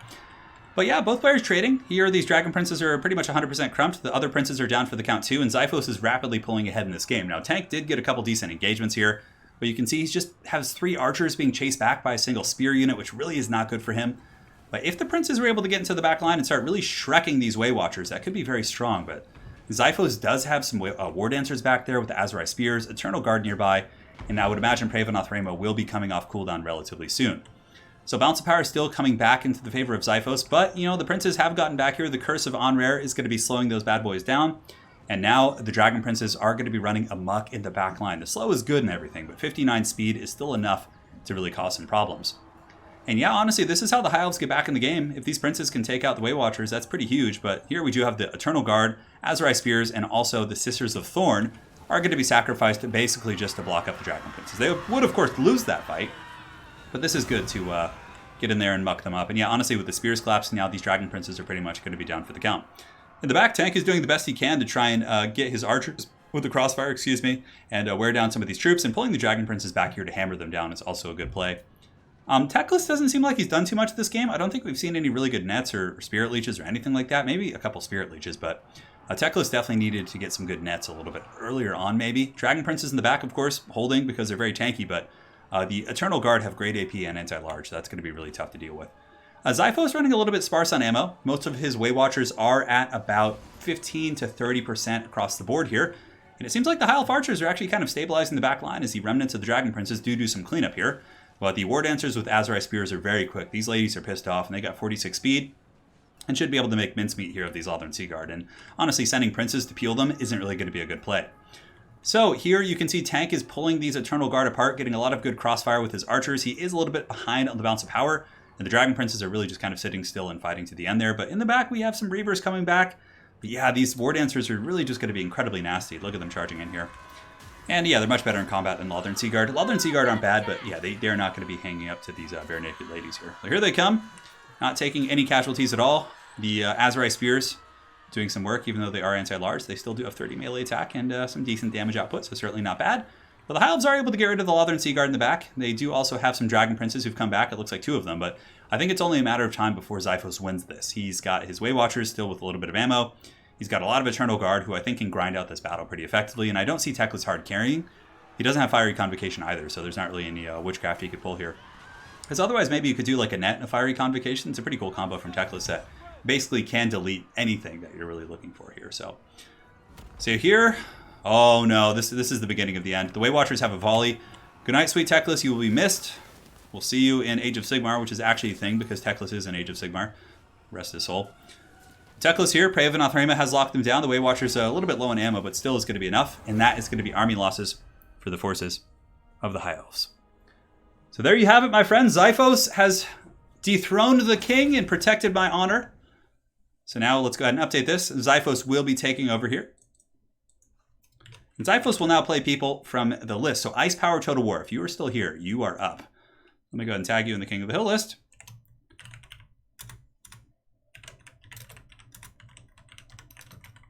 And Shidoku, I've added you to the reserves. So if it does go that long, then you will be able to play.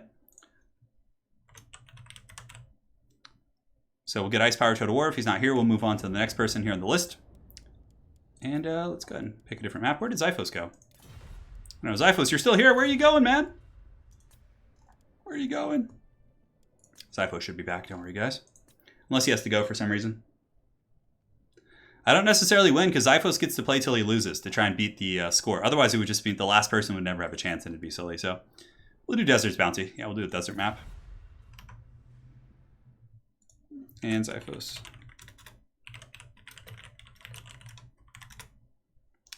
Cool. Mike C, keep up the great stream. Loved you and Spartacus at Everchosen. You guys did great. Thank you, man. Yeah, we had a really good time, and you guys' support always goes a long way. Xiphos is the paid agent by evil overlord Turin to skew the games in his favor. Yes. Yes, good Anakin. I don't know where he went, though. The mullet, you guys want to see it? I'll pull it back here in a second. Don't worry. Xiphos. Maybe he thought it was over? Maybe he thought he was on like the reserve list or something. We'll get him back. We'll pull him back. All right, so Xiphos, we got to reset the score. Tank with 4 wins. Xiphos currently at 1. Play to trump the punch. Oh, the Waffle says, hey, Turin, when you recommend my son, Herbert Walker, on YouTube, I thought you had a son. Oh, that's pretty funny. It gave me a hard time searching for Turin's son, Herbert Walker, YouTube. That's so funny. Oh, my God. Shidoku, track down Xiphos. Tell him to get back in here. Otherwise, the stream will probably be over here. As my hand is quite beat up. Xiphos' job is done. I messaged him there. We'll see. Maybe we'll see, my friends. Oh, no, he says he has to go. Not a problem. All right, guys. So, Xiphos, I guess, could be the serve as our closer there. So that is going to be the end of the stream. I got some stuff I have to take care of anyway, so it worked out well. But, yeah, Xiphos was able to defeat Tank, who I suppose had Tank won that, he would have won the stream, or probably won it. So that is it for today, my friends. We're going to be calling it a wrap. Xiphos is like the Green Knight appearing to protect me. He did. Xiphos is truly a hero, but he has some stuff he has to take care of in real life. So I just want to thank you guys all for joining. It was super fun. Hopefully you enjoyed our first stream back after the Everchosen. I'll be streaming probably all week. I may take a day off depending on how my hand feels, but yeah, there's probably going to be a stream tomorrow or something like that. So we'll see how it goes. Rohit Nair, how do I prepare kielbasa? I usually just chop it into like little pieces and then we cook it. Yeah, like into like little not cubes, but like circle pieces. Yeah, hard to explain. But I don't like, I buy it usually. I don't like do it myself. So can you tell me what spells are good against cavalry? There's tons. I mean, slow spells are good against cavalry. Fate of Yuna is good against cavalry. Spirit Leech. I mean, any number of things like this. So yeah. All right, guys, that's it. Thank you for joining. I had an absolute blast. I need to rest my hand anyways because it is giving me some grief. And again, I just want to thank all of you guys for donations. We have one from Mike C for a very generous donation. We had Archeon the Ever Chad. We have Troy, Jack McCormick with multiple donations as well. Bunsky, Cat P Martini. Thanks, man. Appreciate that. And with a huge $111 donation. Thank you so much, man. We had Derek Young, Bender, Ruben Bunskoke, Samuel Christensen, and Lord Zahn. Thank you guys all so much for the very generous support. That does mean quite a bit. All right, guys. I know, Hero Bretonnia indeed, yes. But we'll see you guys back with more streams soon, most likely tomorrow. There will be another stream. And then, if not tomorrow, Wednesday at the latest, we'll be back with something.